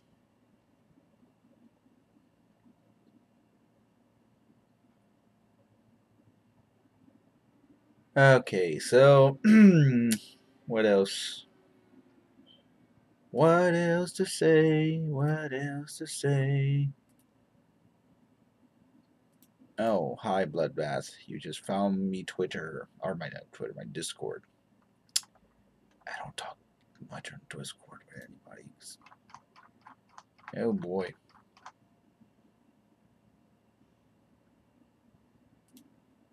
That's inconvenient.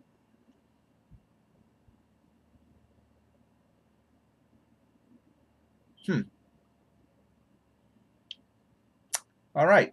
Well, hi Ashy. Hi, lovely Ashy. Friday is Panda Day. Oh, Friday is Panda Day. Oh, I did not know that. Friday is Panda Day. Panda Day Friday. Never forget Panda Day Friday. All right. So yes, pandas to be going for Friday. This Saturday will be St. Patrick's Day.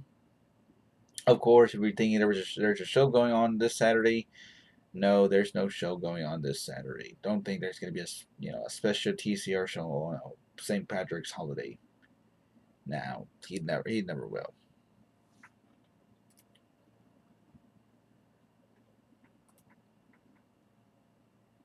Ooh.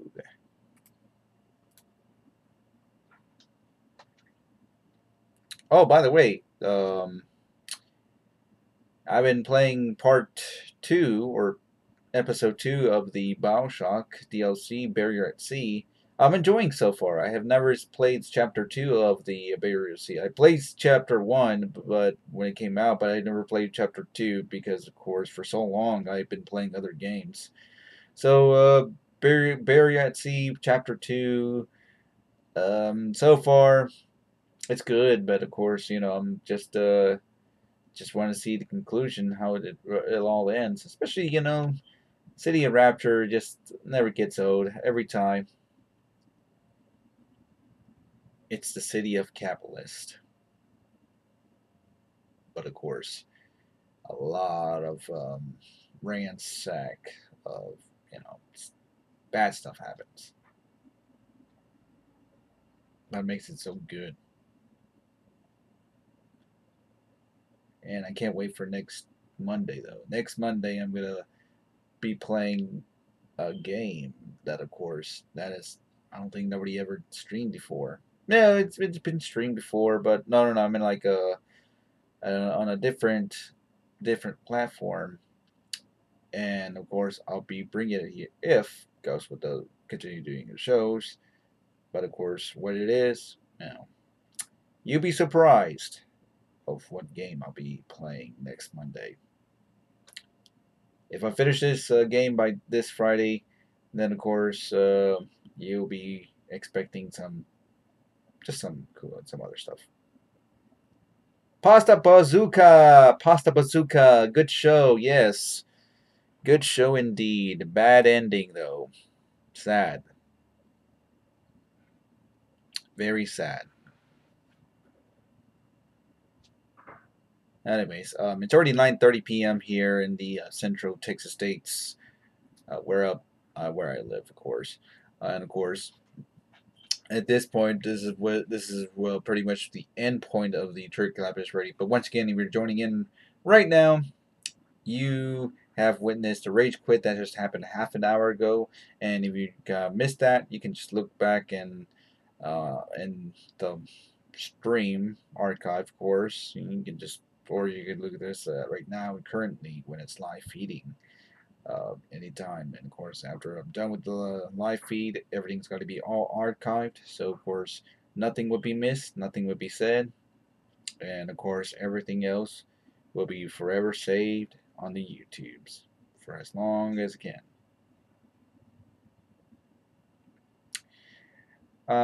So I really got nothing else to say, guys. I mean, like I say, the this rage quit of Ghost, what he did, I mean,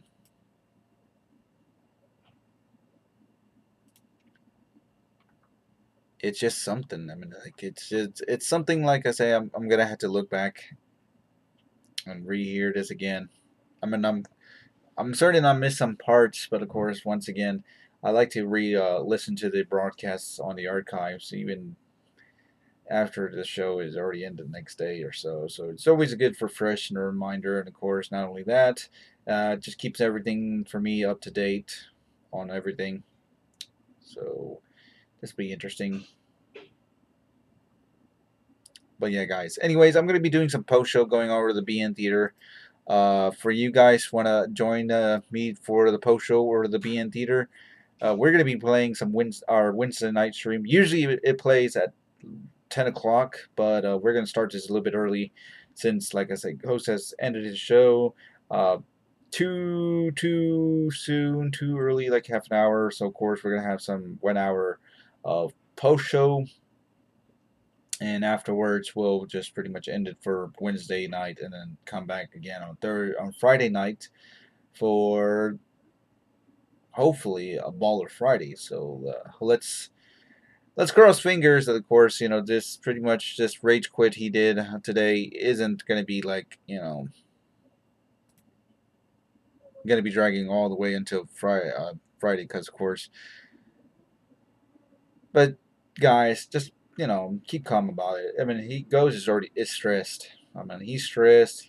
He's a old guy. I mean, give him a break, guys. I mean, like, really, don't make him pretty much go over what he usually does normally. But of course, if you do provoke him and going over the edge, just crossing his limit. I mean, same thing that's gonna happen like today did, but it could be a bit more worse. I mean, we don't want to see Ghost to at the point where he just overall just does stop doing the show and not do it again.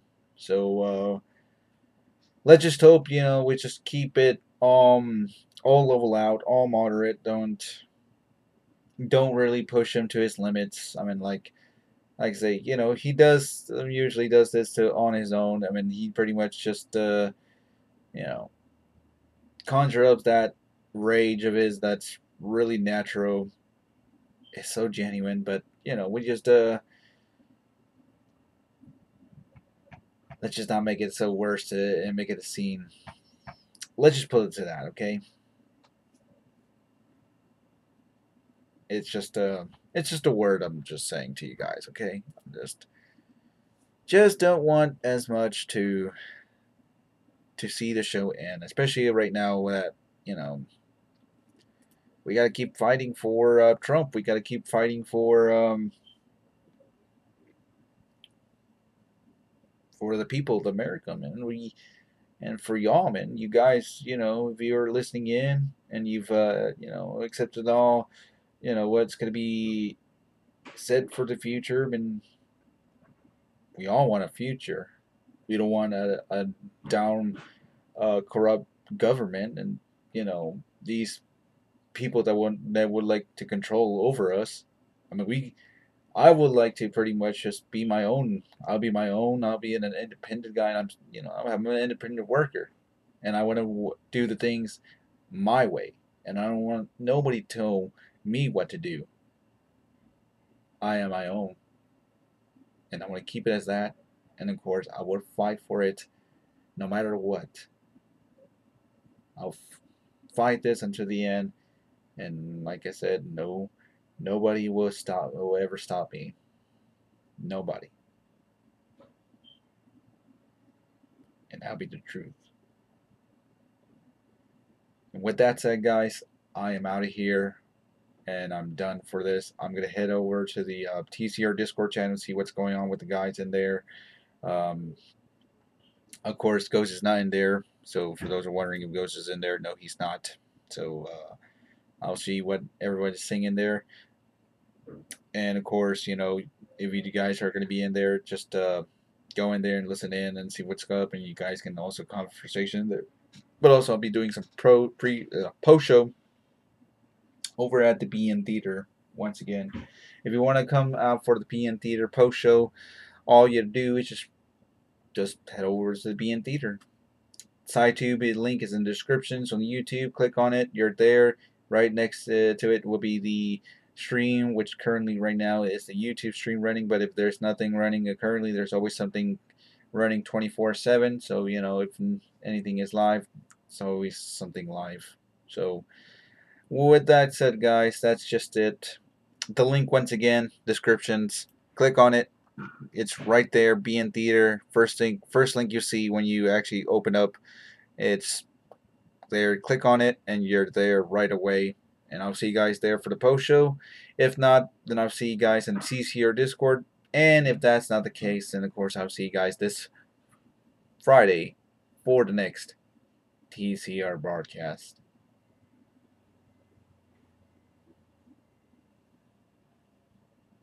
and that's just it for it. So anyways, I'm done here, guys. I am going to be heading now. So thank you all for watching again. Thank you all for listening. I'll see you guys back here once again on Friday for the next TCR show, or I'll just see you overall on the next TCR live stream show. So thank you guys. I'm heading out now. Once again, post show, be in theater, go there now. Link in the description on the YouTube. If not, then I'll see you guys next time. So good night, everybody. Thank you all for watching for this True Caplers Radio episode number 556 with your relay host, BN King. And thank you, Ghost, once again for the show. Hope to see you again for this Friday's return for Baller Friday. And just, keep it easy. Keep cool, man. And keep cool, everybody. See you guys next time. Till then, I will see you guys on the next show. So, good night, everybody. Thank you all for watching.